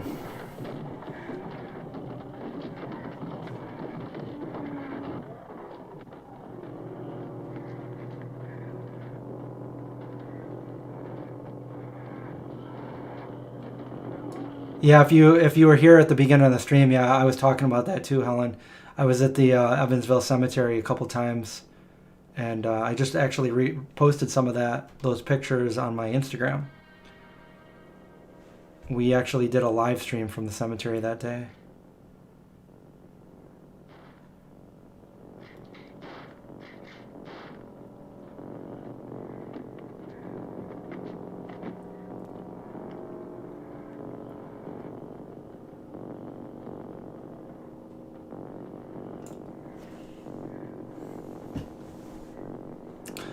We're almost done. The movie's almost over. Uh-oh.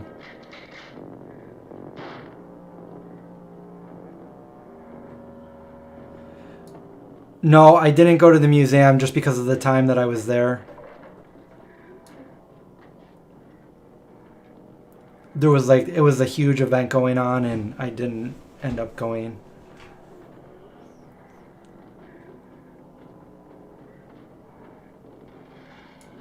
Bowie, no, the problem with that is I'm only playing this movie because it's not copyrighted. So I can't get a strike or have YouTube take it down, that the fact that I'm streaming it. And I don't mean take it down after the fact. Last time I tried to do something, anything remotely like this, they stopped my stream while I was doing it. And they said you violated guidelines. But this movie has no copyright on it, so...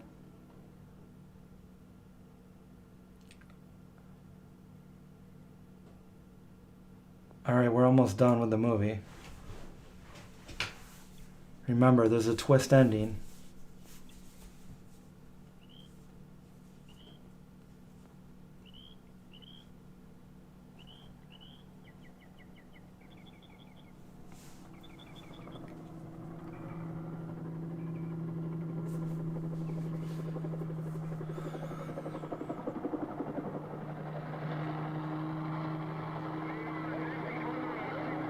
Yeah, that was a quick hour and a half, wasn't it?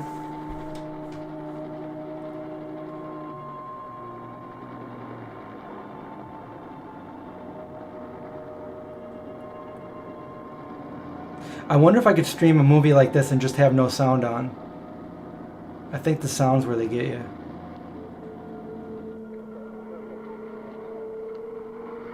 We could turn it on for like one part or something. Grace, she's been dead for 30 years. Oh, look at all the indies. There's Indy. Hey, Vince, Al, you want to get about 4 or 5 men and a couple dogs? There's a house over here behind those trees. We want to go check it out. Yeah, don't give away the ending here for this twist at the end. We meet up with the National Guard. Where'd you get the coffee? One of the volunteers, you're doing all the work, you take it. Thank you. We should be wrapped up here about 3 or 4 more hours. We'll probably get into Willard then. I guess you can go over there and meet the National Guard. Nick, you and the rest of these men want to come with me? Well, Bill, I'm going to check in the office, see what's happening. All right, Steve, tell them we're going to stay with it, and everything appears to be under control.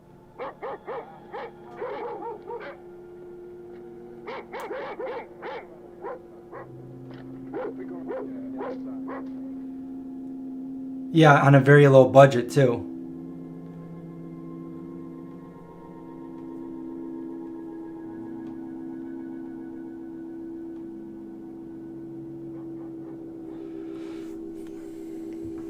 It needs to be turned up even more? It's all the way up.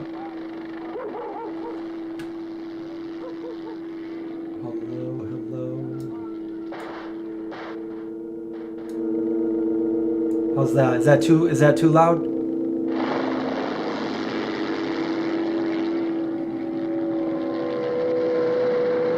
They need you down there by the barn. Okay. Some of these guys can follow the wagon down. I only need a few men to check out the house. Somebody had a cook out here, Vince. No, I'm wearing headphones and you can't hear any barking.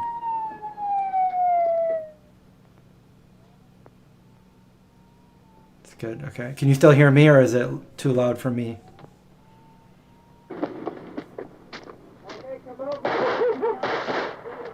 No, they're just going and they're hunting all the rest of the zombies.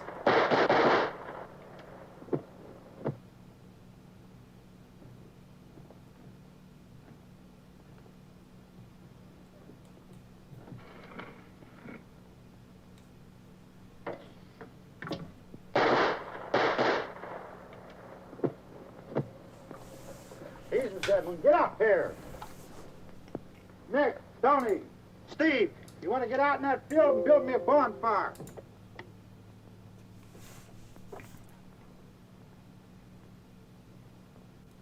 So I guess it must have been real low earlier.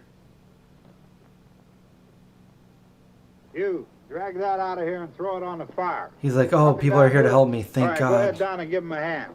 Let's go check out the house. There's something there. I heard a noise.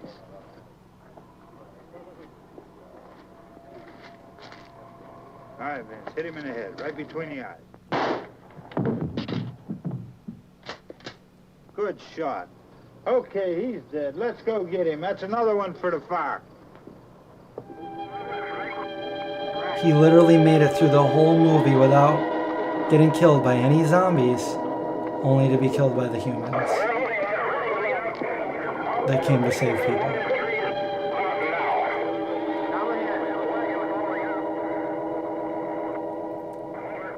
All right, send the wagon through, come directly on over.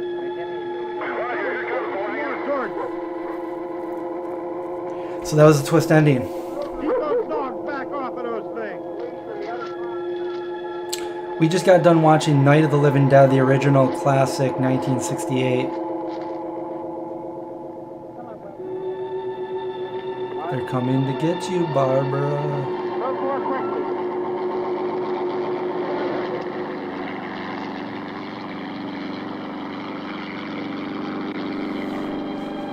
So this movie scared the heck out of people back in the 68.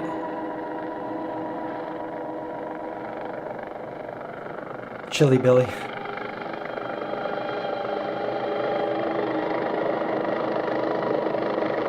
Why did they kill him? Well, they were going around killing any of the zombies that were left, and they saw something moving in the house, and instead of going in there to see if it was anybody that needed help, they just assumed it was a zombie and they shot him. They couldn't really see him. They just saw something moving in there. Yeah, he should have said hello. They should have said hello. He should have said hello. That's what should have happened. Let's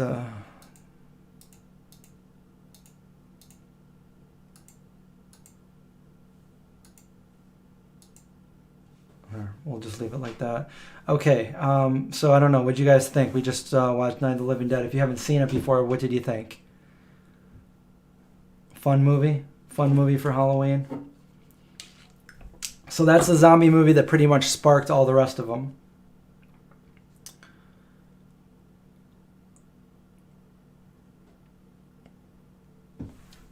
The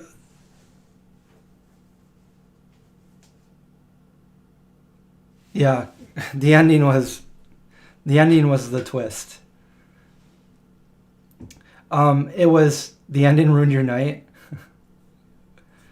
So these are the things that he would do in his movie to like basically show like what's wrong with the world, you know.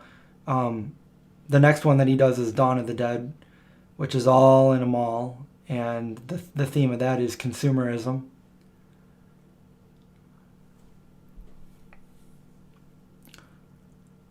You know that George Romero, so if you guys noticed, this was 1968, and he cast, this is pretty unheard of, he cast, the main character was a black man, and he just wrote the script. He didn't write it for any particular person. He just said, whoever is best at reading the lines, I'm going to cast, and the lead character did, and that's who he cast.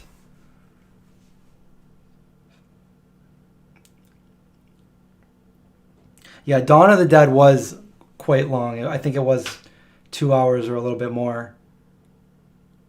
Still a better love story than Twilight.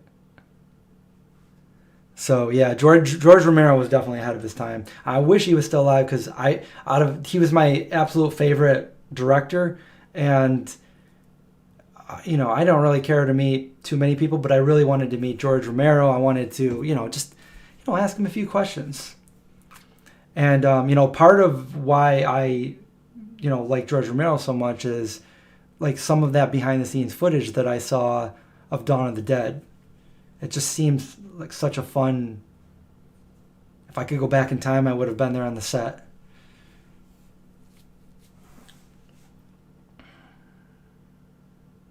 Exactly. Their budget was very, very low.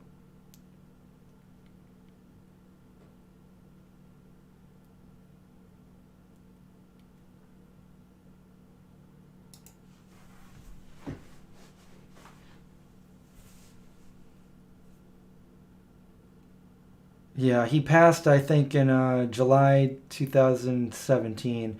And I was like, no. And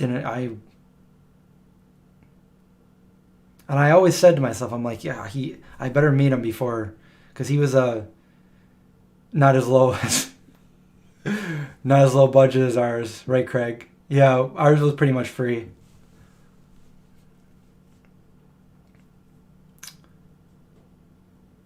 How much did it cost to make this movie? I think they each got together $6,000. They each got like loans for $6,000, and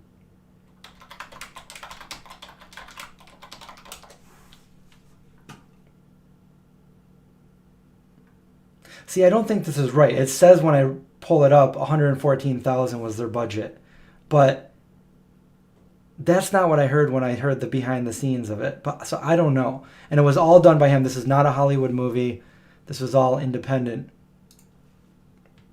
Because when he did a Hollywood movie, he hated it. He had no control over what he was doing.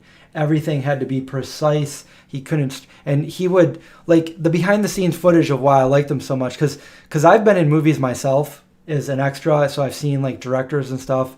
And I'm not saying all directors are like this, but I mean, the one I saw just had a meltdown and was yelling at everybody. But George Romero, behind the scenes, they were filming Dawn of the Dead in the mall, and he was ready to do a scene, and one of the actors, who was basically just like an extra, was like, hey, what if we try it this way? You know, like, most people don't go up to a director and be like, I don't like the way you're doing this, do it this way. And he's like, oh, okay, yeah, let's shoot it that way too. Let's try it both ways. And he just seemed like the nicest dude. Yeah, again, if you're just joining us, Craig and I did a video, a Halloween video. He did one, I did one. I basically did the behind the scenes for the one on his channel. So go check both of those. I just posted it earlier today around noon. So check that one out and check out Craig's. Because we had a lot of fun shooting it, and we were out in the rain and the cold doing it. So go check those out.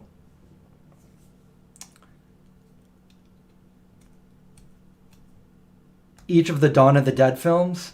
Well, I love the first one's one of my favorites. I love how it, and it was done in 1978, and you had Tom Savini doing all the effects. I'd probably give it like a 9, and the other one wasn't bad either. I'd probably give it like a 7 or an 8. The remake was actually, usually the remake of a movie are not good, but the remake of Dawn of the Dead, for what it was on its own, I actually liked it.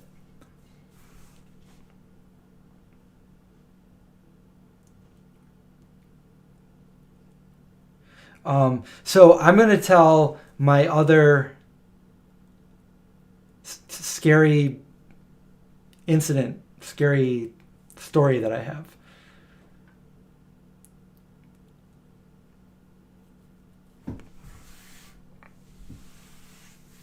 Oh yeah, did anybody else, Craig just said, who else heard the eerie sound from the video that we did?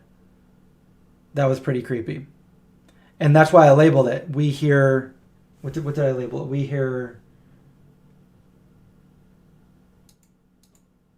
We heard strange sounds coming from the woods. Because we did. And that's not clickbait. That's real. We really heard strange sounds coming from the woods. So, check that out. See if anybody knows what that sound is that we heard. Or actually, Craig heard it. I felt it. You guys heard it too? Did you guys hear it and you're like, did it go through your head too? If you wear headphones, if you're going to listen to it, I suggest wearing headphones because you can hear it with the headphones. I do like the Blair Witch Project, yeah. We never found out what it was. And it was like perfectly synced, like around every 5 minutes and the same pattern, the same rhythm every time. So check that out. Okay, so my last ghost story is probably one of the craziest things I've experienced. And now this is coming from somebody, I am I am a person of science and logic, and I am very much a skeptic. Although I'm like Mulder, I want to believe. Like, I want to believe. Like, that's so cool, you know? But there's a lot that you can explain or can't explain. It doesn't just mean it's a ghost. But anyway, this is true events. This is what really happened. It was 1998, I believe, 98 or 99. I had just started college. I went with my friend, and we started in the summer. So we started with summer school. I think it was July. The corn was nice and tall. The cornfields where I grew up, out near where my parents live. And my college that I was going to was about 45 minutes from me. And we had an 8 o'clock in the morning class. And we would take turns driving, me and my buddy. And today it was his turn to drive. And so I was very punctual. Like, I always had to be there on time. You know, I didn't like to come in late. So I'm like, we got to get there. You're running late, man. You know, it's already 7:15. We got to get there. So we're flying up the back roads to get to where we got to go. And we're going up a windy back road, cornfields everywhere. Early in the morning, there was a nice mist coming off the cornfield, you know, kind of going right into the road. You could see the mist, you know, just kind of hovering there on a nice early warm summer day. And as we're flying through with his Cadillac that he saved up for, he's speeding up the back roads. And as we're going by a cornfield, and really there's houses on that road now, but at the time there weren't as many houses, and there weren't houses near the stretch where we were going at the time. So as we're going up, out from the cornfield, this girl comes out of the corn, and she's wearing like overalls, and she's got long hair. And she just runs right in the middle of the road. We almost hit her. We literally almost hit her. He had to swerve in the other lane, right around her, so he didn't hit her. And she looked like she was probably like 13 or 14. And I immediately looked like that. We flew back past her, and I just looked right at her as I was going. And I'm thinking to myself, do you think she needed help? Like, did she need help? And like, so this is the one thing I regret. I wish now that we could go back in time and stop to see what it was, if she needed help or anything. But we didn't. We kept going. You know, we didn't hit her, and we just kept going. So this is before the internet was big. This is, Google had just become a company in 1998. So there was like no really looking anything up like that. So basically it was just looking at the local news. Was anybody missing? Was anybody kidnapped? So for the next week, I just kind of looked in the news. Did we see anything? Like, no, nothing. So I'm like, oh, and then, so I didn't think much of it. But there was something about her face that really stuck in my head, but I never mentioned it because I just was like, we're going really fast, like whatever. So fast forward 10 years. Now I'm living in Washington, D.C., Arlington. And I was in my apartment with my roommate and a couple of my friends who just happened to live up here, but they lived, it's funny, we all moved down there. So they lived down there, and we were just kind of hanging out, and we were telling ghost stories. And as they were telling a ghost story, there was something about one of the stories they told that clicked in my head with the story that I just told you. And I was like, oh my God. And then I go, look, I have a story that I've never told anyone. And so basically I just got done telling them everything that I just told you. And then I revealed to them the one specific piece of information that I never talked about that girl. And that piece of information was when we drove by her, she didn't have a face. There was no face. It was a complete blur of nothing. And part of me at the time when we did it just kind of like shrugged it off as like, oh, we're just driving so fast it was a blur. But you really can't be driving that fast up a road to be that much of a blur that you can see everything except for her face. So as I was saying this, my one friend Heidi that lived up here, she immediately knew the road that it was on. She goes, wait, was it, Salt Springs Road? And I was like, yeah, how'd you know that? She's like, well, my grandfather said that he told me stories about that road, about a girl that had died on that road like, 50 or 60 years ago. and when she was about that age. And from then on in, there have been sightings on that road of a ghost, of that girl, that she would either step out in front of you or whatever. And at the time, I looked it up and I found it on the internet. I haven't been able to find it ever since. But back then, I did some searching and everything, and I looked more up, and you can even look it up now. Like, it says spirits that come back.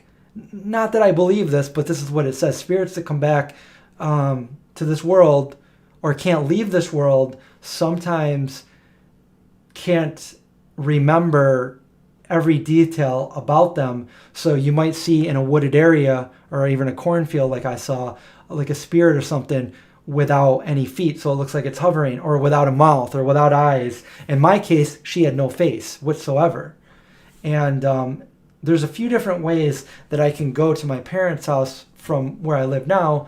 And every time I go out to my parents' house, I usually take that route because I always want it to happen again. I want it to come out. I want to see it again. I want to stop the car, get out of the car without losing eye contact, pull out my camera, and my brother actually has a friend that actually died in a car accident on that road.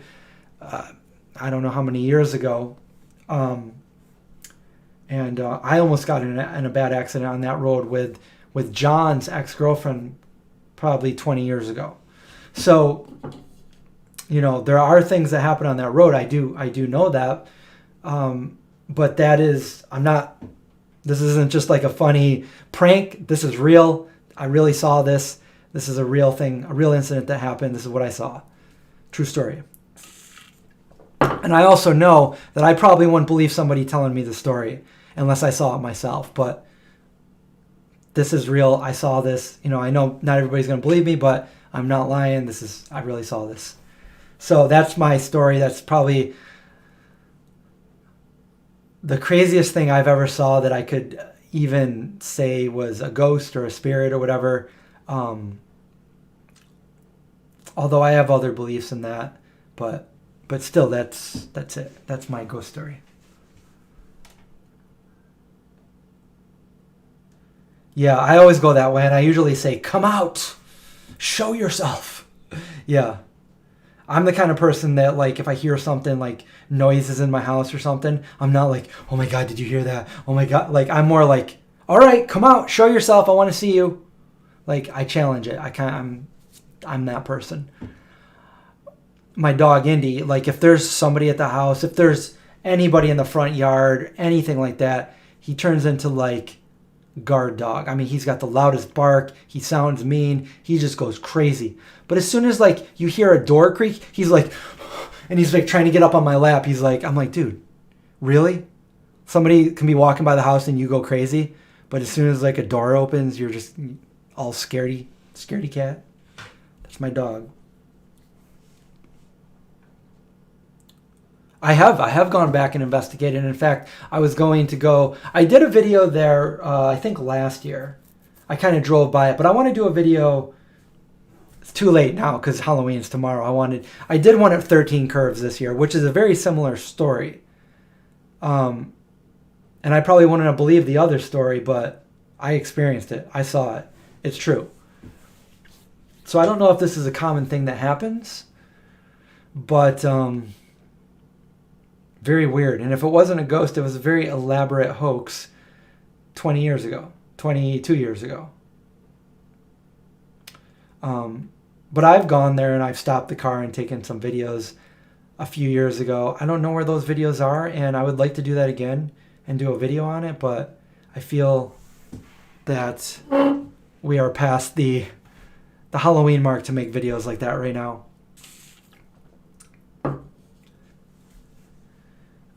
In fact, Craig, are you still here? Craig actually got inspiration from that story to write his short story, his horror short story that I read probably a month or two ago. I horribly read it.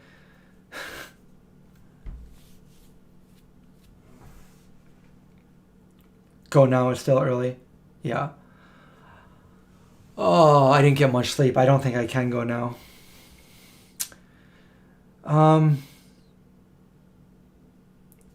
Have I seen a UFO? I mean, I don't know if it was alien, but I've seen things I didn't know what it was. But I have more so than UFO. I have an experience with a weird. I have a weird experience that I've always been hesitant to tell the story. I don't know if I ever told the story here. I've definitely told people, but I always felt like up until now, like I don't care now, but up until now, I always felt like people would think I'm crazy and not believe me. I'll tell it's not really a UFO, but I think it's alien related, whatever. I can tell that story, which is very creepy. And again, I've got a great memory and I'm telling you the story, full truth, not trying to get one over on you guys. I know it sounds crazy and most people won't believe it, but until it happens, I'm a skeptic, so I don't believe half the things out there until I have proof or something. And even then, I'm like, well, there's probably an explanation. We just don't know the explanation, like interdimensional, like whatever. But like, I don't know. Who knows? All right, so this one comes from when I was very young, probably 4 or 5 years old. We had just moved into the house where I grew up in, where my parents. So this is late 1979, 1980. At that point, I had never seen any horror movies. I'm only 4 years old. No horror movies. I don't even think I knew what like aliens were or anything like that. Never seen an alien movie for sure. Never seen pictures of aliens or anything like that. I knew that, my dad loved to teach me about, the stars in the sky. Like astronomy was Carl Sagan, but that didn't come out until 1980, Carl Sagan Cosmos. And we bonded over that. So anyway, there I was going to sleep in my bunk bed with my parents out in the hallway in the living room with light coming in through my bedroom. It was, I was fond of that, listening to them, so I wasn't scared going to sleep, listening to them talk out there. And as I was kind of dozing off, next thing I knew, I was like, I can tell you when I'm awake and I can tell you when I'm dreaming, but I can't tell you what was going on here. It didn't seem like a dream, and it didn't seem like it was real either. This was something completely different than both of those. And the next thing I knew, I was laying on my back on a sheet of metal, like a thin sheet of metal. And it was kind of cold, and it was hovering. It was floating on the ground, probably about this high up. Well, you can't see, I'm on a green screen. Probably like waist high. It was floating perfectly. And I was laying on it, and I couldn't move. And there was doctors on the side of me, probably 2 or 3 on each side of me wearing doctor's robes, and I couldn't see their faces. They were walking with me as I was floating, hovering on this sheet of metal down a corridor with no windows. It was pretty dark with like a purplish tint for a light. The light was purplish tint. It wasn't a regular light like we would see. And so it was illuminated so I could see. And as I'm laying there, I'm not screaming, I'm not talking. I'm just like, looking like what's going on. I can't move. I feel comfortable. I don't feel like I need to do anything. I'm just, just seeing what's happening, So as we get into this almost of a cul-de-sac of a room that was like bigger, more oval shaped, they turned around and they looked the exact same as people describe like aliens, like gray alien, like the big eyes and everything. And they were wearing like, the masks that we all have to wear these days, the masks, the big eyes, okay? And they were skinny and tall. And I had never seen any alien pictures or any alien movies at 4 years old. So what am I looking at? What am I looking at? Why is this the exact same story as what people tell for abduction stories? Okay. So then they take out this needle, this really long needle, and they give me they give me they put it in me in my stomach area, and they give me a shot, and I feel like the lower half of my body, I feel like it's just like swaying off the table. Like it wasn't, but that's how it felt. It just felt like I couldn't really feel that. And that's really all that happened. And this happened twice, 2 times. And when I was really little, Now, this is before I had ever seen any alien movies or anything like that. Now, when I was about 18 or 19, I saw on the news, there was this guy talking on like the 9 o'clock news after they did the main stories, and they had like this, oh, this guy's like a UFO enthusiast, whatever. And he says, if anybody has any experiences or stories, you want to get a hold of me, write to me. And this is back in like 1994, 1995.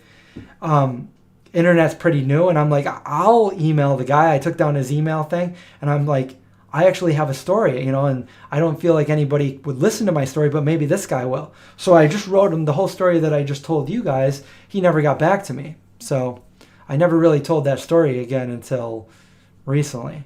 But anyway, this is real. This is a real experience. And it makes me wonder, now that I'm an adult, seeing what like alien abductions are, hearing stories of alien abductions. And I know darn well that those same things that these people are describing, I've got that same memory from when I was too early to have seen a movie or know what a real alien really was or what they look like or anything like that.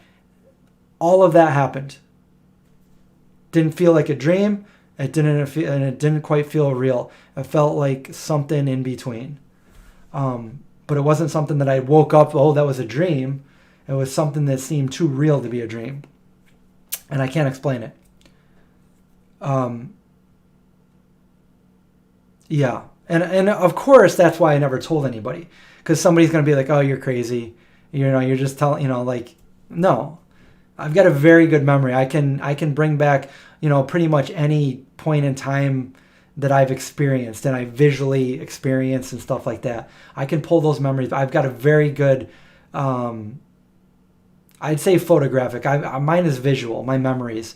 Visual and smell and sound.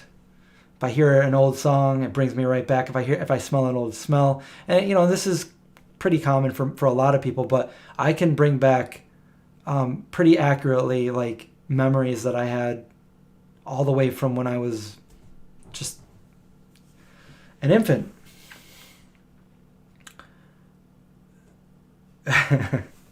So anyway, yeah, that's alien story. That's the closest I have to a UFO, at least.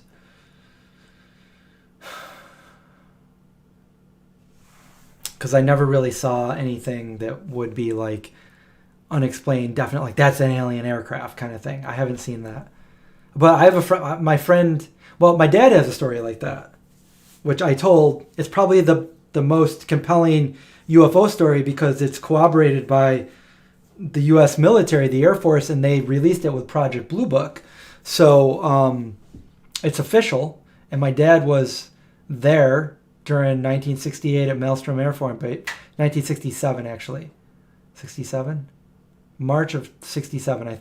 Anyway, I sit down with him, this is last year, and he tells the story. And the commander of that base at the time ended up, he's on a lot of, there's a lot of documentaries out there. There's a bunch of them on Netflix, and this guy, his name's Robert Salas, and he was the commander of that air base where my dad was in the military. My dad was in the Air Force, and he saw my video, and he contacted me, and he said, Chris, I saw your video, and I'd like you to put me in touch with your dad, because there's not a lot of people that are left that are around from all the way, that long ago, that were in the military when my dad was in the military, and the people that are still around that would be able to corroborate that incident. Who knows how many of them are still alive, and the ones that are, who knows if they've even seen that, people are talking about this now. So he immediately wanted to talk to my dad, so I put him in touch with my dad, and they corresponded through email, and I don't know exactly what he said, but I think my dad emailed me the transcript of what they talked about. I got to pull that up. But anyway, yeah. Crazy. So go check that out. It's called Maelstrom Air Force Base UFO Incident, and my dad can corroborate that. My dad was military police, so he heard it all over the radio receiver.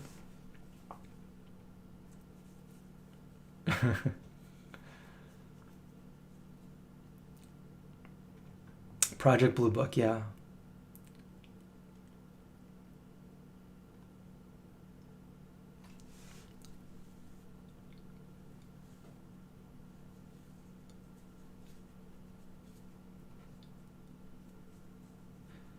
Early 90s, you got several calls about it, the UFO.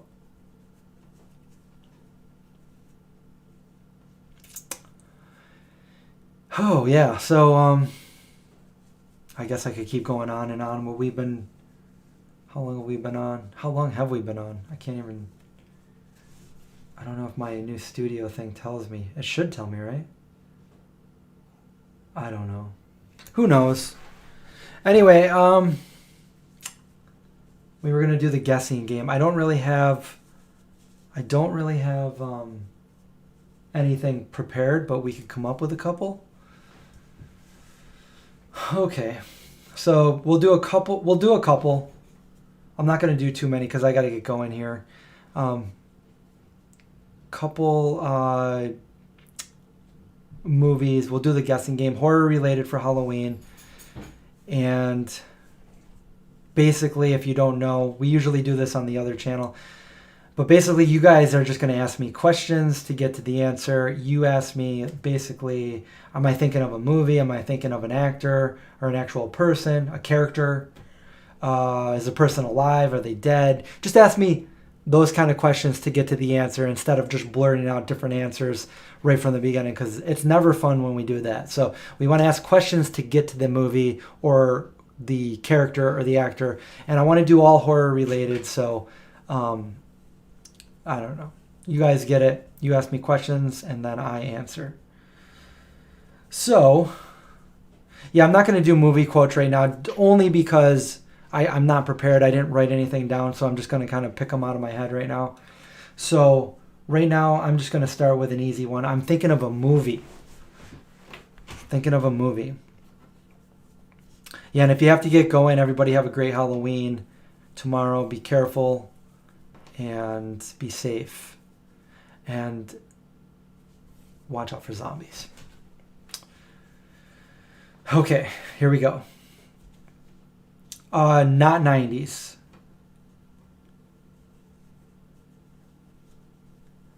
Not 80s either. The movie I'm thinking is not from the 90s and it's not from the 80s. I know, I saw it. I saw that, Linda. You blurted out Carol Ann. It's not from the 2000s either. Thank you for watching, Peaceful Vegan. Have a good night. Yes, AJ, it is from the 60s. I'm thinking of a horror movie from the 60s.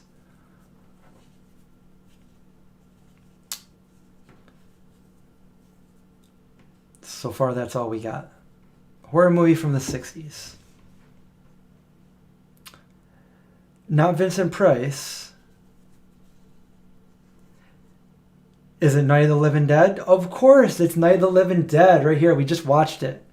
I just wanted to start out with a silly one. An easy one. In fact, I still got to post one for tonight, so I definitely have to go.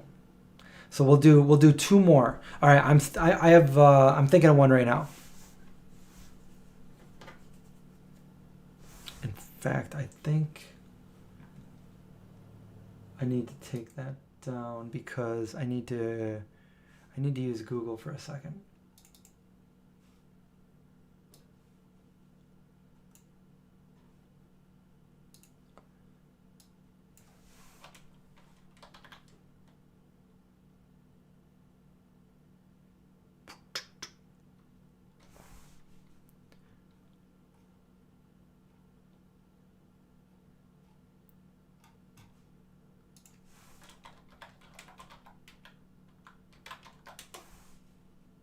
Okay.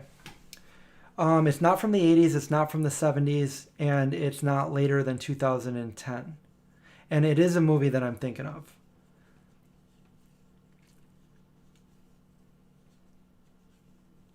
It was a standalone movie for a while, but not anymore. Is there a serial killer? Yeah, you could call it that. Yes, it is from the 90s. The movie is from the 90s.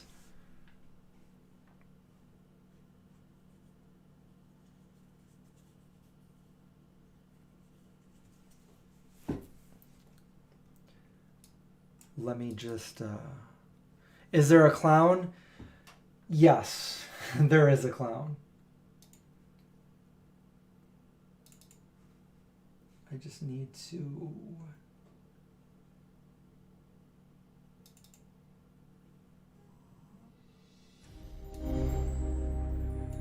Some creepy music in there.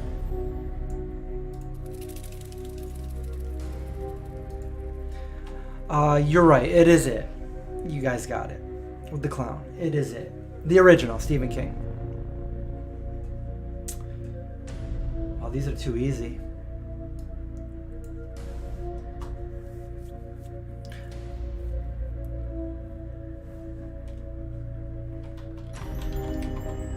No, I can't do that one.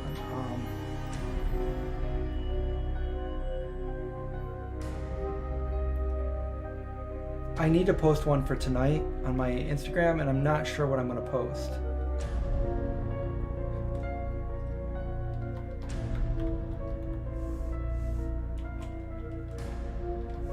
Okay, I got one.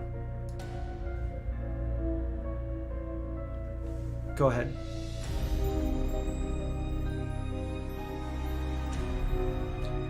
This will be the last one. Because I got some things to do.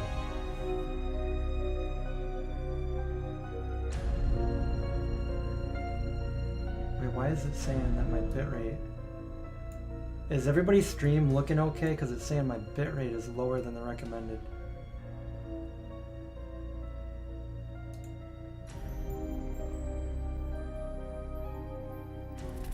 Hopefully it's good. Is this based on a book? No, I don't believe it is. Looks fine. Okay, good.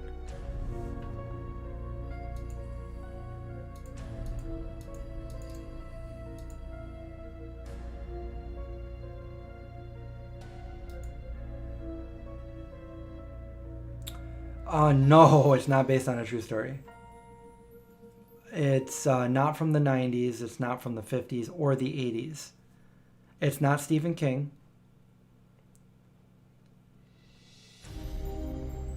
1080p? Okay, well, I don't know why I got that connection thing. There's no witch. There's no witch. Yes, Trini, 2000s. Human Centipede. Now that's one I haven't watched. I don't know, I just, for some reason, I didn't want to see that. There's no aliens. It is from the 2000s.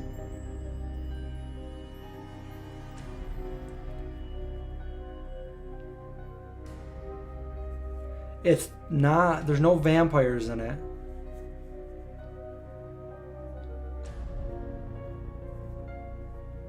Monsters as in, I mean, you could call anybody a monster. Like, you're a monster. So that's kind of like, I don't know how to answer that. Like, there's no non-human monsters in it. Hold on.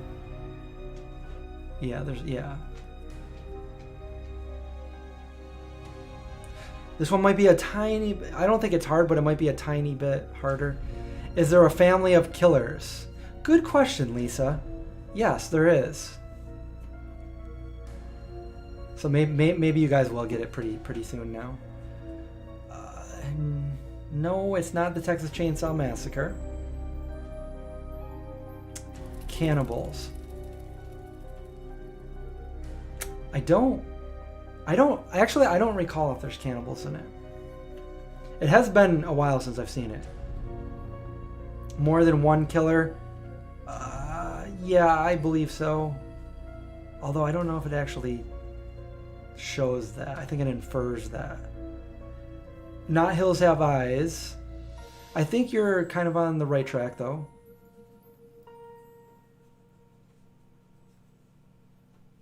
Chris, am I getting my vitamin D? Vegan Lee, have Have a good night at work. Oh, you have to go work tomorrow. Have a good morning at work. Have a good night. David, yes, you got it. David got it. It is The Devil's Rejects. There, you got it. I knew somebody would get it as soon as you said Murder Family. Good one. Good one. Well, that does it for tonight. We'll do more of these. We'll continue to do this game at least. It doesn't have to be horror related after Halloween. We can do more on my second channel. I do those every Wednesday unless I'm going to be doing one on this channel. So again, go ahead and check out my latest video because we had a lot of fun shooting it behind the scenes for Craig's new video. So me and Craig both did a collaborative video. It's our first one that we've done since March. So we were excited to get that out to you guys. I hope you guys like it. Go check it out. Let me know in the comments if you can figure out what that sound is, that creepy sound that we're hearing or feeling, and wear headphones when you listen to it because you can definitely feel it a lot better when you got the headphones. Other than that, I've got nothing left for that. I will be streaming on Twitch later. I don't know if it'll be later, how much later, but if you want to follow me over there, it's the Vegan Zombie without an E at the end. So you can go follow me over there. Yeah, everybody have a safe, fun Halloween, as fun as you can in 2020. And I will see you guys soon. Watch out for zombies and have a good night.